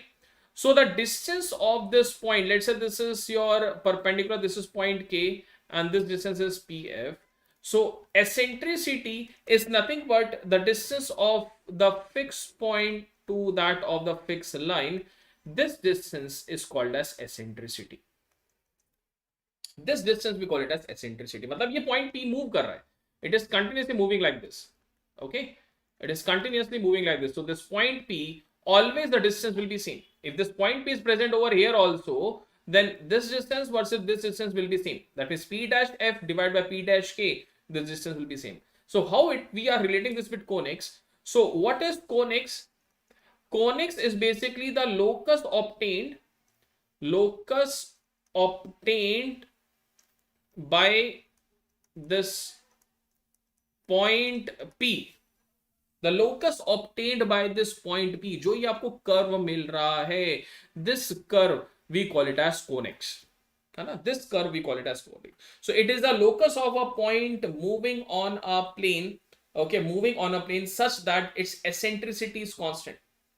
ठीक है, it is a locus of a point. We can say it is a locus of a point moving along a plane having constant eccentricity, that is we call it as conics. अब यहाँ पे हम कैसे define करें? Eccentricity we can have infinite values, right? So let us try to understand if eccentricity E is equal to 0, then you will be obtaining the circle. ठीक है, अगर आपका eccentricity E, what is eccentricity E? That is your PF by PK, है ना? Eccentricity E is equal to PF by PK, right? So this point will be, if this eccentricity E is having a 0 value, then we'll be getting a circle. If eccentricity E is less than 1, that means we'll be getting an ellipse. When eccentricity is exactly equal to 1, we'll be getting a parabola. If eccentricity is greater than 1, then we can get a hyperbola, right? If eccentricity is exactly equal to root 2, we call it as a rectangular hyperbola. And this eccentricity is equal to tending to infinity, then we are getting a straight line. Okay, so eccentricity and locus is different concept. Now eccentricity is different. Eccentricity is different, and we are using this eccentricity concept into conics. And what is this conics? When you are having a locus of a point and that point is having a constant value of eccentricity. Let us suppose here E value is equal to 0.5. Let us suppose. Ab E equal to 0.5 matlab E less than 1. E less than 1 matlab we are having ellipse. So if we are having an eccentricity value equal to 0.5, and if you try to find out the locus of that point P, that means at each and every point this PF by PK will be equal to 0.5. This we call it as a ellipse. This is we call it as an ellipse. Okay, so we are using the concept of eccentricity method to identify the conics. Okay, we are using this eccentricity method to identify the conics. And what is this eccentricity that we have seen over here? Okay, fine. Is this clear? So let us suppose if I talk about circle matlab we are having eccentricity equal to 0. So either we can take PF equal to 0, or can we say PK is tending to infinity? If I say this is your directrix line, this is point P, this is point F. Okay, fine. So if I say this is point K, right? So if I say E is tending to 0, can we say PK is tending to infinity? That means the directrix is at infinity. If the directrix is at infinity, and if you try to obtain the locus of the point, then we'll be getting a circle. That means each and every distance of this point from this point K will be tending to infinity. This will be infinity. Okay, is this clear? Fine, we are getting a circle. Let us suppose if I talk about ellipse. Ellipse kaise milega? Eccentricity less than 1. So let us suppose this is the directrix. This is directrix. These are two directrix. Let's say this is directrix 1. This is directrix 2. This is your fixed point 1. This is fixed point 2. Right? So if you try to measure, we'll be getting a profile like this. And this is nothing but your ellipse. So if you take, let's say this is point P. Okay, so PF1 by PK1, let's say this is K1. So PF1 divided by PK1 will be less than 1. That means your eccentricity. This is your for ellipse. Yeah, ellipse ke liye. Okay, clear? Any point, if I say this point P is located over here also, तो यहाँ से यहाँ तक का distance and ये वाला distance, definitely this will be less than 1. And that will be equal. Let's suppose this is equal to 0.5. So at each and every point, this eccentricity value will be equal to 0.5. Or let us suppose this is equal to 0.8. So at each and every point, the eccentricity value will be equal to 0.8. Okay? Fine. Is this clear? Ab isme ek speciality hai. The speciality is, if I take this point P, ये ellipse के लिए speciality है. Note down this. Very important. Ellipse का एक speciality है. The summation of PF1 plus PF2 is always constant. Is always constant. Okay? And that is basically we call it as for ellipse. That means the summation of the point or the locus of a point from the two fixed points PF1 plus PF2 will always be having a constant value. And this is we call it as for ellipse. And if this PF1 minus PF2, if it is having a constant value, right, then that is basically we are using for hyperbola. Hyperbola में the distance of this will be different. तो hyperbola में कैसे बनता है? देखो hyperbola में what is happening? Your E is greater than 1. That is PF by PK is greater than 1. मतलब PF आपका ज्यादा होगा. That means your directrix are much more closer. This is your, let's say, point F1. This is point F2. Okay, fine. This is your directrix. These are the two directrix, D1 and D2. So if I try to plot, we'll be getting a curve like this. Okay. We'll be getting a curve like this. Okay, this is your point P. Okay, so this is basically we call it as a hyperbola. Hyperbola may will be having this exactly same. This is clear now? तो यहाँ से we can easily able to identify by calculating this eccentricity. If e is equal to 0, we'll be getting a circle, ellipse, parabola, hyperbola. Simply statement based question was seen in the 2018, I think 18 or 19 में question पूछा था from this eccentricity, right? Okay, so you should be knowing how you can get what is the meaning of this word. So they won't be asking you what is the eccentricity. They'll be simply asking you if the ratio of the distance of a point from a fixed point to that of the fixed line is equal to unity, then which of the profile you will be getting. They are saying that the ratio of the distance of a point from the fixed point to that of the fixed line is equal to unity. So that means they are saying when e equal to 1, we are getting a parabola. Is this clear? We are getting a parabola. So by this perspective, now you can obtain any of the line. ठीक है, clear है? क्योंकि अगर ये clear है then only will be going for the rollets. ठीक है, rollets पे जाएंगे. After rollets we'll be seeing कि कितना टाइम बचा है, then only will be proceeding with the next segments. Okay, so now let's talk about the rollets. अब जैसे यहाँ पर है, we can see eccentric. Now the directrices are moving closer. When the directrix were at infinity, we were having a circle. When e is equal to 0, that we are having a circle, right? When e is less than 1, we are having ellipse, right? When e is equal to 1, we are having parabola. When e is greater than 1, we are having hyperbola. E equal to √2, we are having a rectangular hyperbola. ठीक है, and you can visualize this when the directrices are coming closer. ठीक है, ये आपका rectangular hyperbola बन गया, right? And we are having a straight line when it is equal to tending to infinity.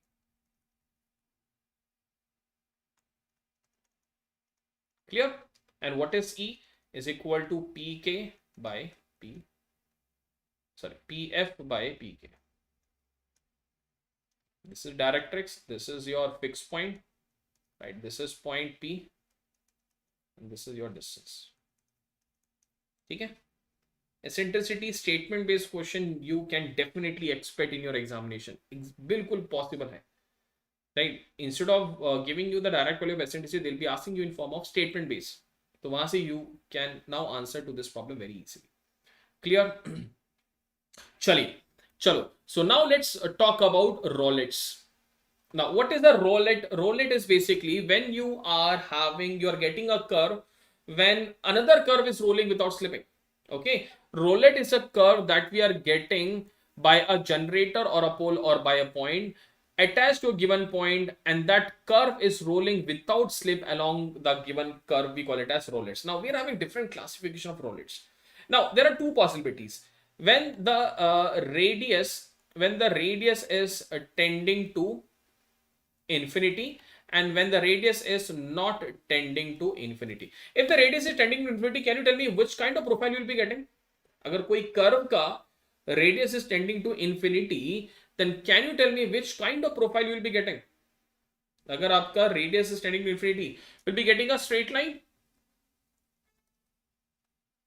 Yes, and if you are having this to be not equal to infinity, then we'll be getting a circle. So there are two possibilities. अगर किसी curve का radius infinite है, then definitely will be getting a straight line. If the radius is not tending to infinity, if it's at a finite value, so definitely will be getting a circle, right?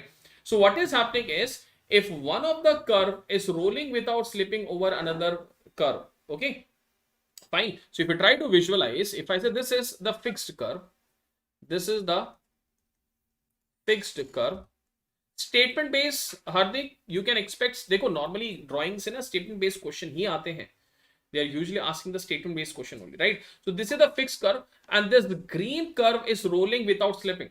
This green curve is rolling without slipping, and if you try to trace out a point on this, तो ये आपका जो curve आया, that we call it as rollets. That we call it as a rollets. Okay. Clear? YouTube. Is this clear? So the green one is the we can say the rolling curve. ये आपका roll कर रहा है. Okay, one second guys, one second.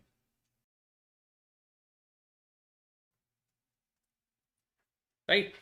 Okay, तो यहां पे we can have two possibilities. Let us suppose if uh, we're having two curve. Let us suppose this is one of the curve, right, whose r is tending to infinity, right, and there is one more curve like this, and let us suppose there's a point on this curve, right, there's a point on this curve. Okay, so when this is fixed, and if this is moving, then we'll be getting, let's say this is point, ये roll करके यहाँ पहुंच गया, ये roll करके यहाँ पहुंच गया, so this point will be present over here and over. If you try to track down this locus, तो ये जो locus निकला, that we call it as cycloid, that we call it as cycloid. ठीक है. On the other hand, अगर मान लीजिए we are having the second possibility is this is fixed, right, and there's a straight line which is rolling. This is your moving curve. This is your moving curve. Okay, initially it was, let's go, this is point A, then this has reached over here, then it has reached over here. Okay, it is rolling without slipping, so this point A is also moving from this point to this point. So this curve that is being obtained, this curve we call it as involute curve. इसको हम लोग बोलते हैं involute curve.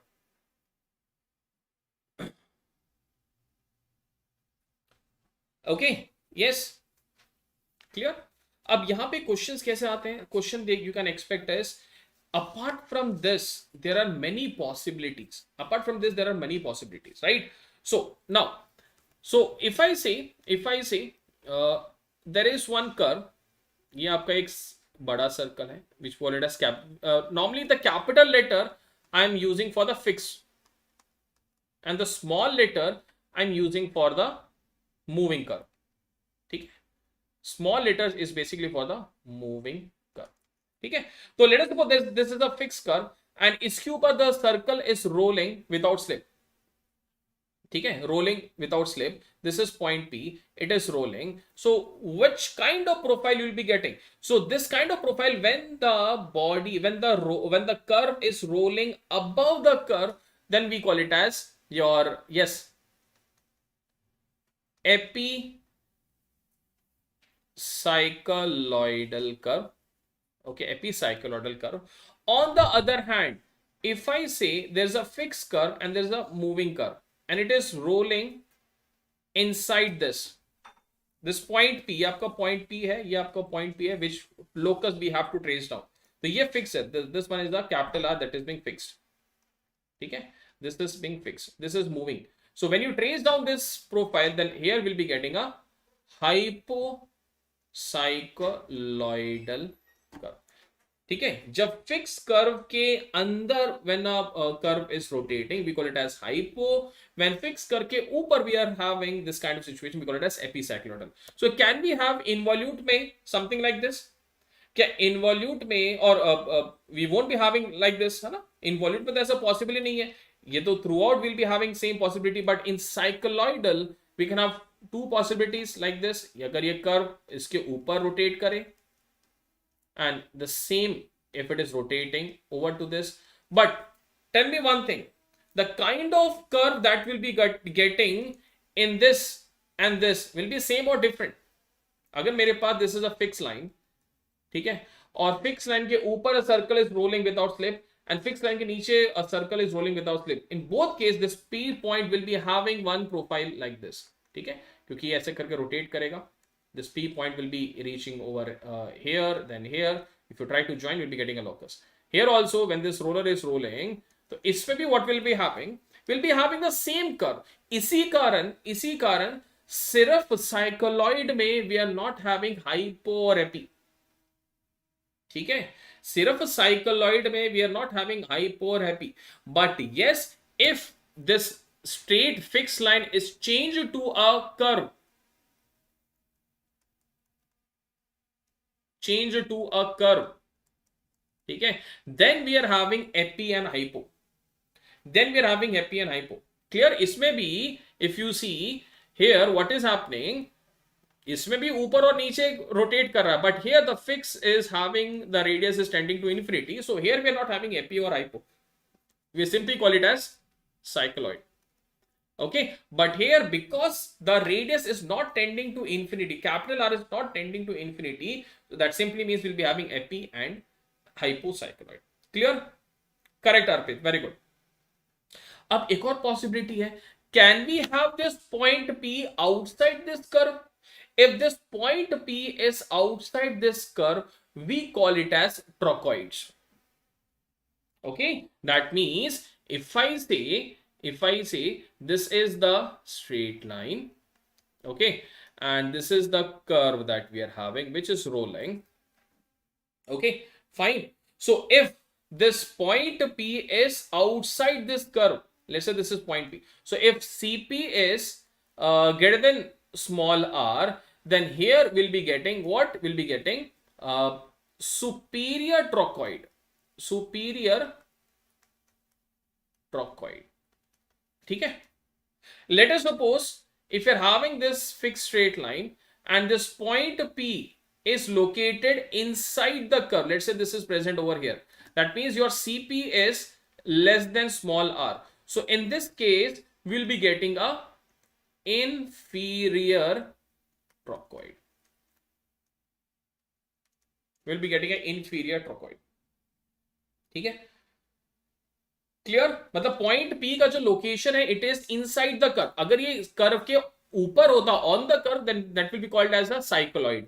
But this point whose locus we are tracing out, if it is not present on the curve, if it is present outside the curve, then we'll be getting superior trochoid. If it is present on inside the curve, we'll be getting an inferior trochoid. ठीक है? Is this clear? So trochoid will be present only if the point is not present on the curve, right? Okay, so if I ask you one very easy question, you guys will be telling me, right? अच्छा, इसी में ही अगर एक और point लें, we are having this as the fixed curve and this is your moving curve. This is the fixed one and this is the moving one. This is center and this is point P inside the curve. So tell me, what kind of profile you will be getting? क्या ये cycloid है? Is this cycloid or trochoid or involute?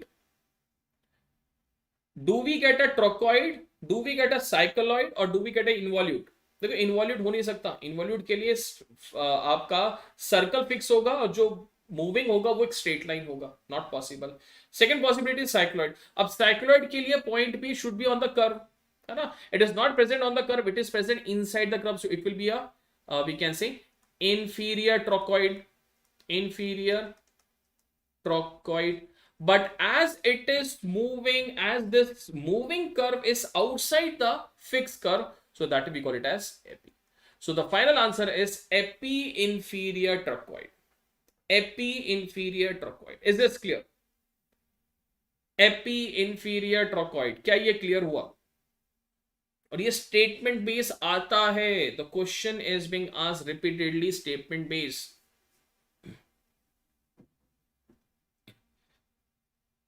Okay fine. तो अगर मैं इसको compile करूं, simple, अगर मान लीजिए this is your fixed curve, okay, this is the moving curve and point P is on the curve. So tell me, what do we get, trochoid और cycloid? पहला question, what do we get, trochoid और cycloid? The point is located on the moving curve, तो trochoid मिलेगा, cycloid मिलेगा. Sir it will be a cycloid. ठीक है? As this curve is outside the fix curve, do we have hypo और do we have epi? Tell me, क्या hypo होगा या epi होगा? सिंपल सा question. It will be, very good, it will be epi. So ये आपका क्या है? This is epicycloid. That's it, answer done. This is epicycloid. अगर यही चीज, if I say this is the fixed curve and the moving curve is inside and point is located on the curve, ठीक है? Fine. So क्योंकि this is rolling over the curve, so this will be a cycloid. But क्योंकि आपका point P अंदर curve के ऊपर है, that we are having a cycloid, but this curve is rolling inside the curve, so that will be hypo. तो पहला answer है hypocycloid. Clear? ठीक है? तो shall we take some questions on this? Shall we take some question on this? देखिए, चलिए बताइए. The first curve that you are seeing is which one? चलिए बताइए. The first curve, this one.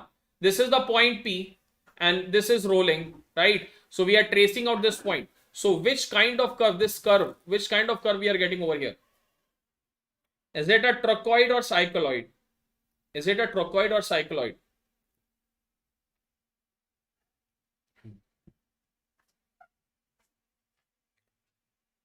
Exact. Point अंदर है ना?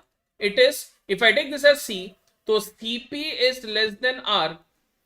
CP less than R means the point is inside. That means it is inferior. है ना? It is inferior. Inferior. Right? क्योंकि इस पे ऊपर नहीं है, so it will be inferior trochoid. That's it. The final answer is inferior trochoid. Inferior trochoid. Okay? Clear? Acha, tell me about the second one. Tell me about the second one. In this case, the point P is located on the moving curve.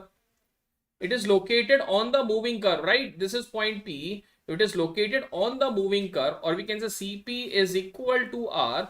So definitely it will be getting a cycloid. Cycloid. But क्या इसमें AP hypo inferior superior कुछ होगा? नहीं होगा. So this is simply only cycloid. That's it. So this curve we call it as cycloid.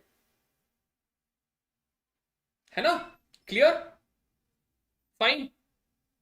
क्योंकि if a straight line में, if a curve is rolling, if a point is moving or rolling like this, okay, and if the same roller is rolling below this, you'll be getting a same curve, exactly same curve. So that is the reason plane cycloidal में you are not having epi or hypo. If it is rolling on a straight line, you'll be getting the same curve. So इसमें कोई वो नहीं होगा epi or hypo. But यही अगर straight line was a curve, then we would have in an epi or hypo. Clear? Fine. अच्छा, third one example. This is point C. This is point P. CP is greater than that of small r. So tell me which kind of curve you are getting over here. Which kind of curve you are getting over here?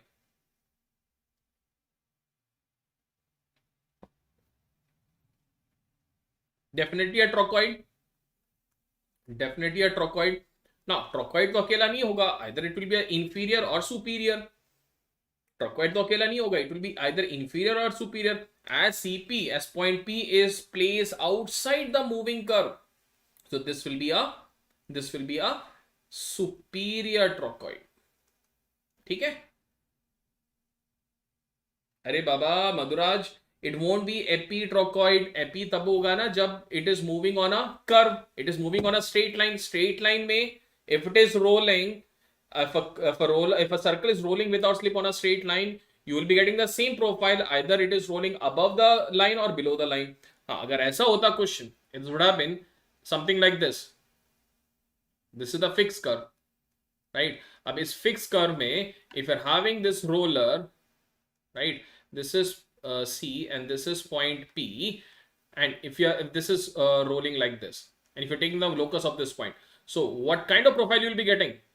So this is the profile that we are getting. So this profile we call it as. Now बताइए.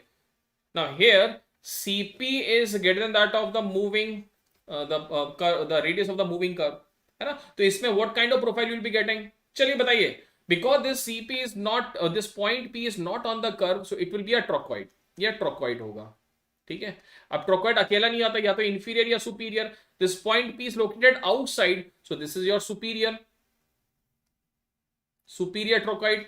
But as it is rolling on a curve above the curve, क्योंकि आप इस case में the fixed का जो radius है, it is not equal to infinity. It is having some finite value. So इस case में will be having epi superior trochoid.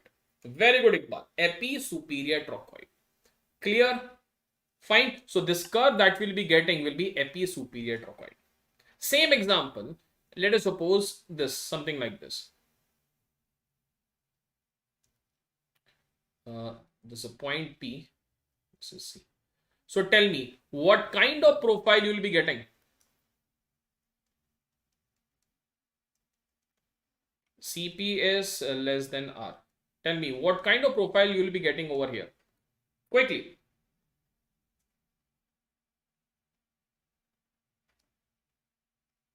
Hypo inferior trochoid. Very good. Very good. क्योंकि the point P is not present on the curve, it will be a trochoid. ठीक है. As it is moving below the curve, that is hypo. ठीक है. अब trochoid अकेला नहीं आएगा, either superior or inferior. अब क्योंकि CP is less than R, so this is an inferior. That's it. So hypo inferior trochoid. That's it. Clear hai? Hypo inferior trochoid. I think now you are able to answer it very easily. Okay. Now same question. If I'm asking you, if this point P in the same question, this one, the second, this lower diagram, if point P is present on the curve, that means CP is equal to R, what kind of profile you'll be getting? Tell me in the comment section. If CP is equal to small r, then what kind of profile you will be getting? Quickly tell me the answer. चलिए देखो, अगर point P curve के ऊपर है, cycloid, answer is cycloid. But as the fixed curve is a fix is not having infinite radius, it's a curve. So definitely now we have to check whether this moving curve is above the curve or below the curve. अब क्योंकि ये below the curve है, तो answer is हाइपोसाइक्लोइड. हाइपोसाइक्लोइड. Clear? हाइपोसाइक्लोइड. Clear है? Understood now how you can identify the different types of rollets in this case. So can I ask you one more last question? Yes, one last question from this. Chaliye, let us go and let us ask one more question from this. Let us suppose something like this. This is your moving curve and this is the fixed curve. This is the fixed curve. This one is fixed. Okay, and this one is the moving curve. Okay, this is point P. Okay, this is fixed. So what kind of curve, and this is your small r, this is your capital R. Okay, so what kind of curve you'll be getting? चलिए बताइए in the comment section. I want answers from every single student. What kind of curve you will be obtaining? What kind of curve you will be obtaining? Quickly answer comment section में. There's a roller, point P is located on the moving curve. Very good, Arpit. We have got one answer. Nihita, perfect, very good. Madhura, tell me. Tiksha, Sachin, Hardik. Superior circular. देखो, superior और inferior, it's only applicable in trochoid. Superior and inferior only applicable in trochoid. Cycloidal में कोई superior inferior नहीं होगा क्योंकि point P is located on the curve. So this is a cycloid. है ना? This is a cycloid. But as the fix is also a curve, so here we'll be having an epicycloid. Here we'll be having an epicycloid. ठीक है? Fine. And it is being seen that an important point that you can remember, if in an epicycloid, if small r is equal to capital R, if small r equal to capital R, then you will be getting a shape that we call it as cardioid shape. Then you'll be getting a shape something like this and we call it as cardioid shape. क्योंकि देखो, if I try to take the locus, tell me अगर ये moving curve is making one revolution, if moving curve is making one revolution, so definitely it will be, let's say this is the starting point, तो ending point भी आपका यहीं कहीं आएगा. So you'll be having a curve like this. Let us suppose let's say this point P is over here. ठीक है, ये आपका point P है and we have rotated, right? So what we are getting is we'll be getting a curve like this. क्योंकि जो 2 pi r होगा, जितना वो रोटेट करेगा, it will be having the same value. यही आपका 2 pi r भी होगा. right? So if it is completing one revolution, it will be having the same one starting point and one ending point. That means you'll be getting only one epicycloidal curve. So this kind of shape that we are obtaining, that we call it as the cardioid shape. Simple, याद रखने की एकदम से याद आ गया. Clear? Fine. Is it clear now? Okay. चलिए. अब इसी में ही ना, there is one more concept that we need to understand, that we call it as 2C couple. जगह है कहीं, जगह है, हाँ यहाँ पे बोलते हैं 2C couple. What is this 2C couple? 2C couple में there is one criteria that should be fulfilled. Criteria is if your capital R is equal to 2 times of small r. If capital R is exactly equal to 2 times of small r, that means we can say small r is equal to capital R by 2. तो ऐसे condition को we call it as 2C couple. This condition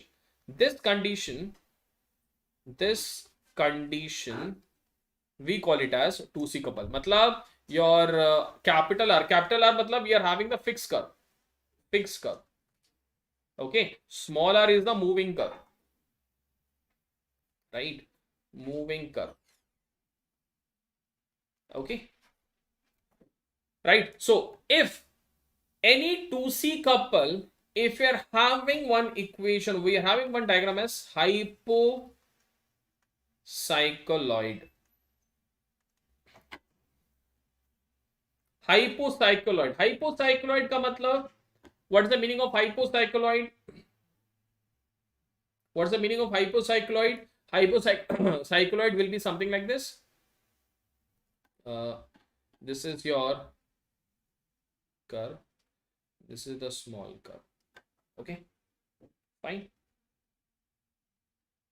Right? Oh, sorry, hypo will be inside, right? Hypo will be inside. Okay?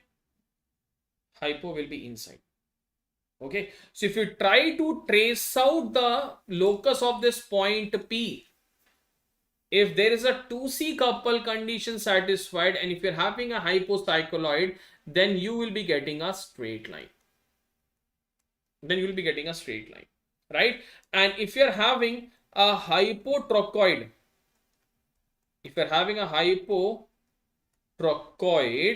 in that case you'll be getting an ellipse. ठीक है, hypotrochoid का मतलब CP is we can say less than R. Hypo inferior trochoid. ठीक है, it is being seen that if a 2C couple is having an hypo inferior trochoid, you'll be getting an ellipse, and if in a 2C couple, if hypocycloid is present, then we'll be getting a straight line. Okay, fine.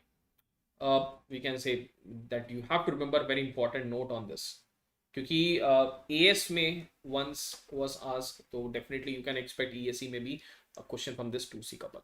ठीक है, चलिए. So now let's proceed with the next segment, that is safety. Safety बहुत easy है, you might be knowing. I'll be giving you some key tips on fire safety and on the construction safety. Important है because it's been seen that for the last 2 years the number of questions from the safety is being increasing. Okay, from all the 3 topics, safety say the questions are being increasing. So let us try to understand the safety. Now the word safety is nothing but, if you are having free from the danger, injury or damage, or freedom from the danger, injury or damage, that term we call it as safety. Now in safety there's a very important term that we need to understand, that we call it as hazard. What is an hazard? Anyone who can tell me what do you mean by this word hazard? Hazard का मतलब, anyone? What's the meaning of this word hazard?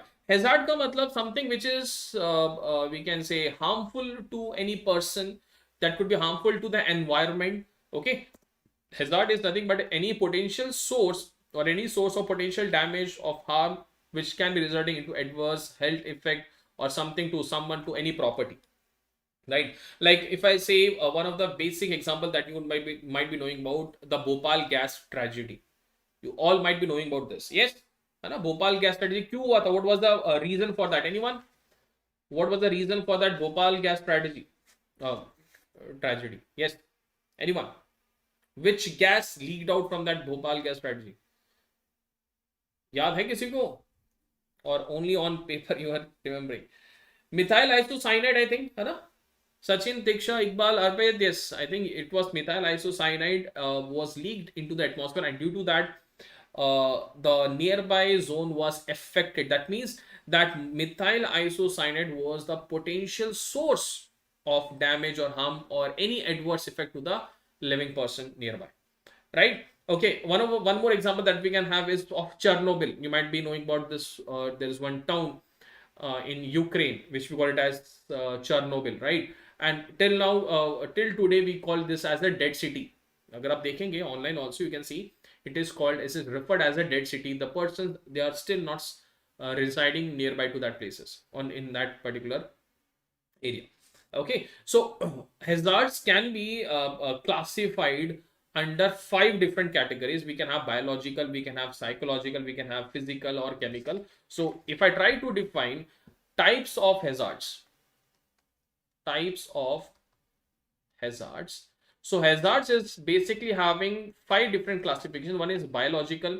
The best example you can say, what could be called power plant in Ukraine. Perfect. What is an example of a biological hazard? Anyone who can tell me? जो होता है आपका bacteria से, virus से, insect, we can call it as COVID, malaria, है ना, fine, और your we can say Nipah virus. Okay, so these are the hazards that we are getting from bacteria, virus, insect, plants, or any animals. Okay, best example you all might be knowing about this is COVID. Yes, exactly. Fine. Second kind of hazard is your chemical hazard that we've already seen in the Bhopal gas strategy, or we can say Chernobyl example. That is an example which is basically directly infecting your we can say lungs, है ना, ये lungs में ज़्यादा effect आता है या आपके skins में आपका effect पड़ता है. You might be knowing about this when a very highly radioactive gas is being leaked, then it will be directly impacting your skin. एक ह्यूमन बीइंग के स्किन्स पे ये आपका इफेक्ट पड़ेगा.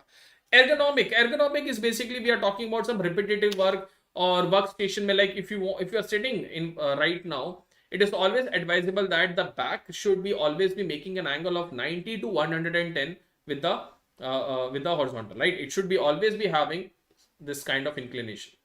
90 to 110 degrees should be the inclination.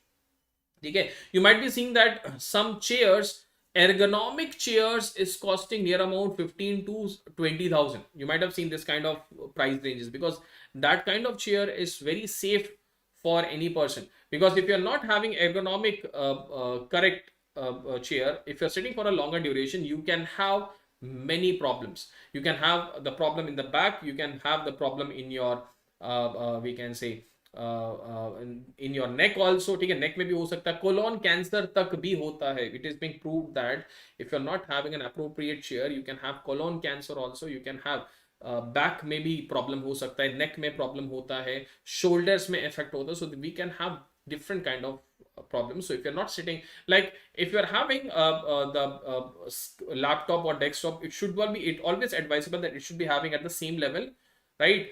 It should not be at the top or it should not be at the bottom. Okay, that is also being seen there. Next is physical hazard. Physical hazard में just we can say due to some noise, है ना, due to some if you're doing some repetitive work, जैसे you might have seen that when a person is जैसे roads में ना अगर आपको drill करना होता है, there's a machine, they always wear headphones. It's not basically headphone, it is basically a safety equipment.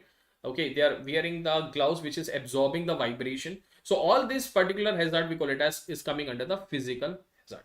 And the last one we call it as psychosocial hazard, which is basically your stress, violence, like office may if employee is being any mental related problem is happening, so that is coming under the psychosocial hazard.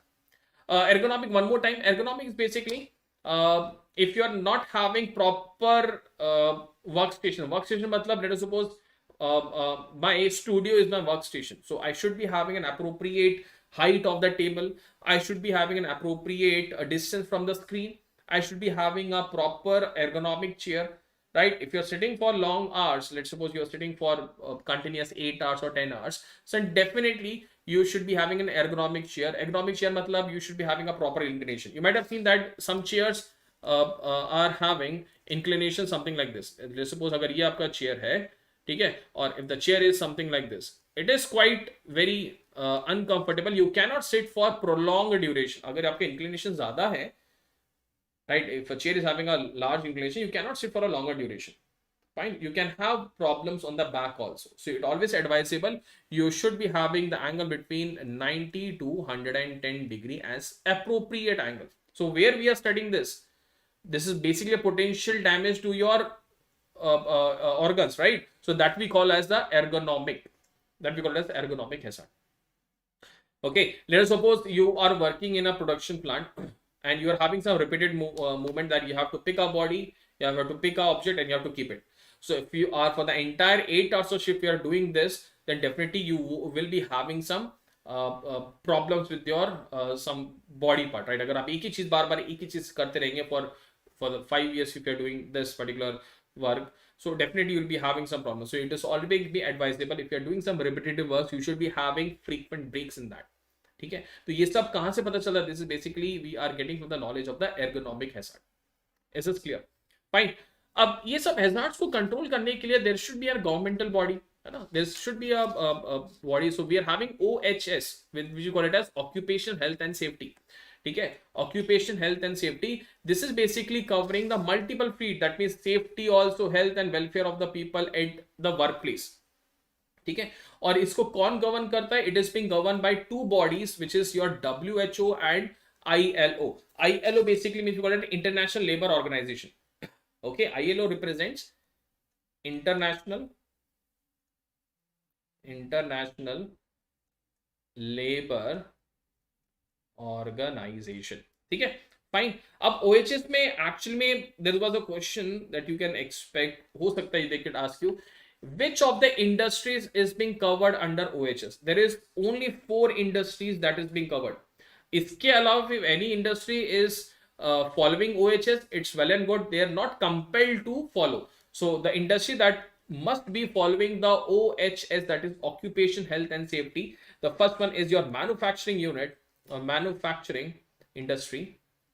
ठीक है, we could have mining industry. We can have the ports. Okay, and the fourth one is construction. So these are the 4 field where OHS is mandatory. If any firm it is lying in any one of the category, their OHS is mandatory. ये आपका mandatory होता है, आपको follow करना है. If you are not following this, then definitely the government will impose heavy sanctions. They could impose heavy penalties which that company has to pay. ठीक है, fine. इसके अलावा if there is any other industry, it is not a compulsory, it is not a mandatory. If that industry is opting for OHS, well and good. If not opting, that is also good. Okay, fine. But manufacturing industries, mining, ports and construction, these are the 4 sectors where OHS is mandatory to we can say follow, right? Now in India, if I say this OHS, we are having 2 major institutes. One is your Labour Institute, whose head office is set up in Mumbai and whose regional office is Calcutta, Kanpur and Chennai. And important hai, this Labour Institute is governed under the Ministry of Labour. It is body के अंदर आता है, it is being controlled under the Ministry of Labour. There are 2 institutes where we are having OHS, right? The second one is National we can say Institute of Occupational Health, which is having a central headquarter in Ahmedabad, regional office in Calcutta and Bangalore, and this is being governed by ICMR. You might be knowing about this ICMR. जब Covid का vaccination जो Covid का vaccination बन रहा था, then ICMR was playing a vital role. ठीक है, fine.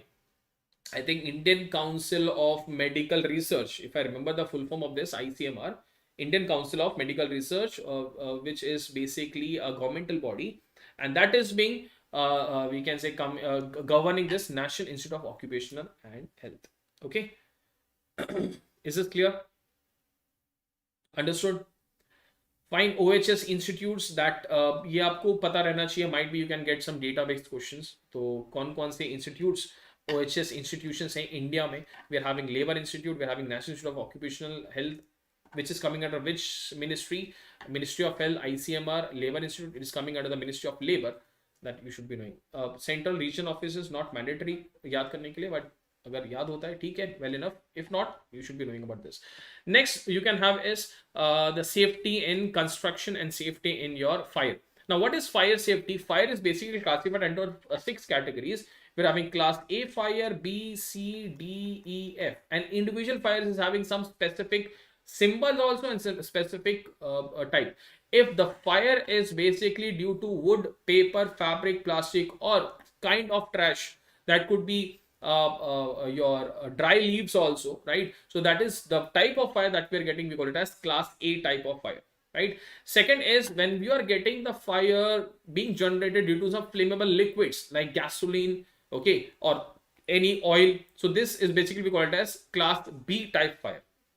Class C का मतलब where we are having burning due to the gases, just like we can say natural gas, right, which is basically due to some flammable gases की वजह से if you are having some fire being occurred, so that kind of fire we call it as class C fire. Class D आपका होता है due to some metals, ठीक है? There are some metals which are highly combustile like zirconium, titanium, manganese also, right? These are the different metals which are highly combustile in nature, and combustion means if it is have slight spark, it will be having quick flammable property. So class D fire is basically due to the metals. Class E is basically due to the electrical equipment. जैसे आपका short circuit होता है ना, when you are having a short circuit, so fire being generated, that is basically coming under the class E type of fire. The last one is class F, that we are having under the cooking oil, जो आपके kitchens में या household में due to some regular oils, if we are having some fire, then we are having class F. तो हर एक fire का why we need to know which kind of fire we are having, which class of fire, because different fires there are different extinguishers we have to use. Let us take an example. A B C D नहीं F ही होता है, A B C D E F है ना, 6 type का होता है, right है ना? There were 6 type. And there is one more important why we need to study. Let us suppose we are having a class E fire. We are having a class E fire. हो सकता है C होगा current के लिए, but it's not appropriate. एक standard मैंने I have taken from ISO website, so this is a standard thing. ठीक है? Okay. If I talk about class E fire, can we use water as a extinguisher? Let us suppose if we are having a class E fire, can we use water to extinguish that fire? Yes or no? A big no. अब E किसके वजह से हो रहा है? Electrical equipment की वजह से. अब इलेक्ट्रिकल इक्विपमेंट में if you are using water as a extinguishing element, so it will not decrease, it will enhance. It will enhance the fire, right? It is will be enhancing the potential hazard. Okay, so it's very important which class of fire and which extinguisher type you have to see. So let us see what kind of fire and what kind of extinguish that we have to use. Let us suppose I'm having class A type. Class A मतलब we are having the trash, the paper, plastic के वजह से जो fire होता है. There we can go for water, foam, dry powder and wet chemical. ठीक है? Fine. If I talk about flammable liquid, that is class B, we should not be using water. Instead, we used to use foam, dry powder, CO2. Right. You might have seen that near about to some petrol pump. Okay. There might be जैसे ना वो बाल्टी red colour के buckets होते हैं. If you might have observed that there is red buckets, like specifically in your near transformers or some electrical big substation, we are having red color buckets, which is written as fire करके लिखा होता है ना? Inside this, what is that? That is nothing but we can say sand. वो sand भरा होता है. Okay, or we can say some dry powder. So that dry powder is basically used where we can use in flammable liquids also, we can use in flammable gases also, we can use in flammable metals also, we can use in electrical equipment also. You might have observed this, है ना? जैसे आपने देखा होगा red color का bucket, you might have seen something like this. इसमें it is written as fire. Right, near about to a petrol pump also it is available, near about to some transformers or some substations. 4 to 5 buckets will be, and inside this bucket it will be basically a dry powder. Basically we call it as sand. ठीक है, वही आपका sand ही है जो we are talking about. Fine, is this clear? If I talk about flammable gases, we are only using dry powder. Okay, we are only using dry powder because there is a reason for this. Because gases are highly combustible, or we can say it is having a very nature to expand its property. So it's very obvious that we should be using dry sand or dry powder in order to cut off the supply of oxygen. क्योंकि उससे क्या होगा, जैसे अगर आपका with the atmosphere आपका air का cut off हो जाएगा, then you won't be having oxygen for combustion, so definitely you won't be having the propagation of gases or flame won't be there. ठीक है, इसलिए we are always preferring dry powder. This is the commonly used extinguisher type in almost every type of fire. ठीक है, except in the last one, that is cooking oil. उसके अलावा everywhere we are using this dry powder. Very very important. ये आपको बहुत important point है. ठीक है, fine. If I talk about electrical equipment, you might have observed that dry powder and CO2 both we are using in case of electric equipment, but normally we are using dry powder majority of the time. Majority of the time we are using dry powder to extinguish the electrical fire. The last one is cooking oil, which is basically very very rare. We are using wet chemicals. Okay, fine. We are using wet chemicals in if let us suppose if we are having some fire due to some olive, मतलब कोई भी cooking oil की वजह से, so it won't be having that kind of intensity, but yes, we should be able to extinguish by using some wet chemical. ठीक है, fine. So these are some types of fire and their extinguish type that should be knowing. And next very important, a question you can expect क्योंकि अभी तक पूछा नहीं है, the difference between excavation and trench. All civil engineers, now you can help me out in this. What is the difference between an excavation and a trench? Anyone? You might, if you're not a civil engineer, you might be knowing excavation is nothing but if I want to construct a building, it's not like this and on the ground you'll be making a foundation. You try to dig it, है ना, उस digging of the removal of that soil we call it as excavation. अब excavation आपने देखा होगा, we always follows 1:2 ratio. That means if the height is 5, we always have this as 10, right? Why this? Because let us suppose if we're having 5:5, ये भी 5 और ये भी 5 है. If you are working over here, if there is any problem of collapse of the sand, so definitely this person will be trapped inside the mud and it's very difficult. So we always prefer during excavation, the ratio should always be 1:2. That means this is 5, this is 10. Okay. हाँ, depth versus variation exactly. अब trench में क्या होता है, there also we are having 2:1 but the depth is more. Sir अगर depth more है तो यहाँ पे कैसे हम लोग सेव करेंगे पर्सन को? There is high possibility of this problem, right? So इसमें क्या होता है, we are trying to use this supports. ठीक है, this is basically the example of a trench. इसमें what we are doing is we are having this side plates and in between we are having some we can say support system which is trying to hold these plates.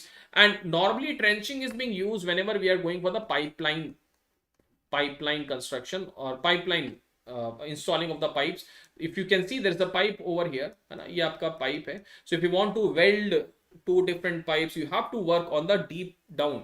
तो इस case में अगर ये आपका trench है, so if it is having a height of 10, this should be having a height of 5 and we should be using something like this, ताकि अगर soil collapse भी होता है, right, it will be having the plates which will be supporting this. Okay, fine. Is this clear? Every civil engineers might be knowing about this, other students might not be knowing, but ये आप कुछ points हैं जो आपको पता रहना चाहिए, because it is a commonly used terminologies in the construction industries. Okay, fine. Is this clear? Now the next one is scaffolding. आपने देखा होगा whenever a person is working, okay, we used to have some platform being built. It's not like this a crane में person will be tied up and will be using a crane to do some activity. They are always using some platforms, and that platform we call it as this being basically made from using this scaffolding. ठीक है, scaffolding क्या होता है, आपने देखा होगा blue colour का platform and it is be connected like this, है ना, ये आपका ऐसे कनेक्शन होगा and will be having a platform over here and everything will be connected. and we'll be having easy access. And always we try to use the PPE. What is PP? Protection, we can say personal protection equipment. We call it as personal protection equipment being used, where we used to have helmets, we used to have the safety belt. ये आपका safety belt होता है. And always, if there's a person who is working at some height, he is always being tied up with some with a rope. ठीक है, fine, which is fixed, right? अगर मान लीजिए if this is being crashed down, this person will be hanging on the support of this safety belt, or we can say we call it as lifeline belt. हाँ, बिल्कुल सही है ना. आपने देखा होगा जहां पर भी कंस्ट्रक्शन होता है, they are using some multiple platforms. वो टेम्पररी होता है ना, and based on that you can increase और decrease according to the connection, and that we call it as scaffolding. और स्कैफोल्डिंग में सबसे ज्यादा एक्सीडेंट देखे जाते हैं. Why? Because if you are not using the appropriate protection gears or protection equipment, there's a high tendency of accident to happen. Okay, fine. Or there are multiple other safety concepts that you should be knowing. इसके अलावा one more is from the electrical safety. ठीक है, electrical safety में there are some materials that you should be knowing. ठीक है, उसके अलावा I think safety you will be having the complete cover. एक होता है safety in the cranes, जैसे क्रेन्स हो गया, या फिर सम मूविंग व्हीकल्स. तो मूविंग व्हीकल्स में what other safety points? First thing is the operator should be well trained. We can say untrained operators should be avoiding to use the cranes, because if untrained operator is using the crane, there is a high tendency for accidents to happen. ठीक है, तो इसलिए बहुत important बात है. जैसे हम लोग व्हीकल्स की बात करते हैं, right, we call it mechanical vehicles और HEMV, heavy engineering mechanical vehicles, right? So we try to avoid any untrained operator, and every monthly the operator should be having some trainings being done in order to update with the crane, we can say, usage, right? Exactly. Okay, so these are some small points that you should be knowing. और अगर आप question को पढ़ेंगे ना, you will be able to answer it very easily, right? So I think the time is up. It was allocated to take it till 8 o'clock, but I think आप लोग के साथ टाइम का पता ही नहीं चला, that we went till 8:30. Okay, so there are some additional topics apart from this that is completely theoretical. I've not taken up that because that will simply, if you try to read that, you'll be able to understand the safety perspective, right? So this is all about your design safety.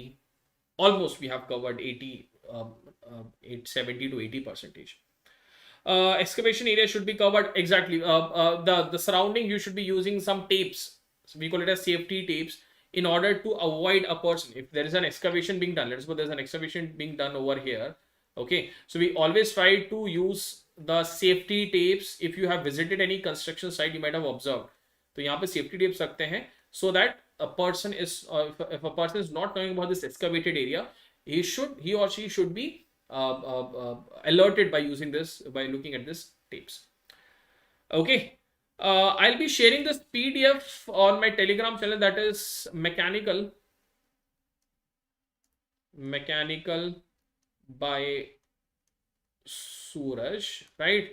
I'll be sharing this in Learn with Suraj.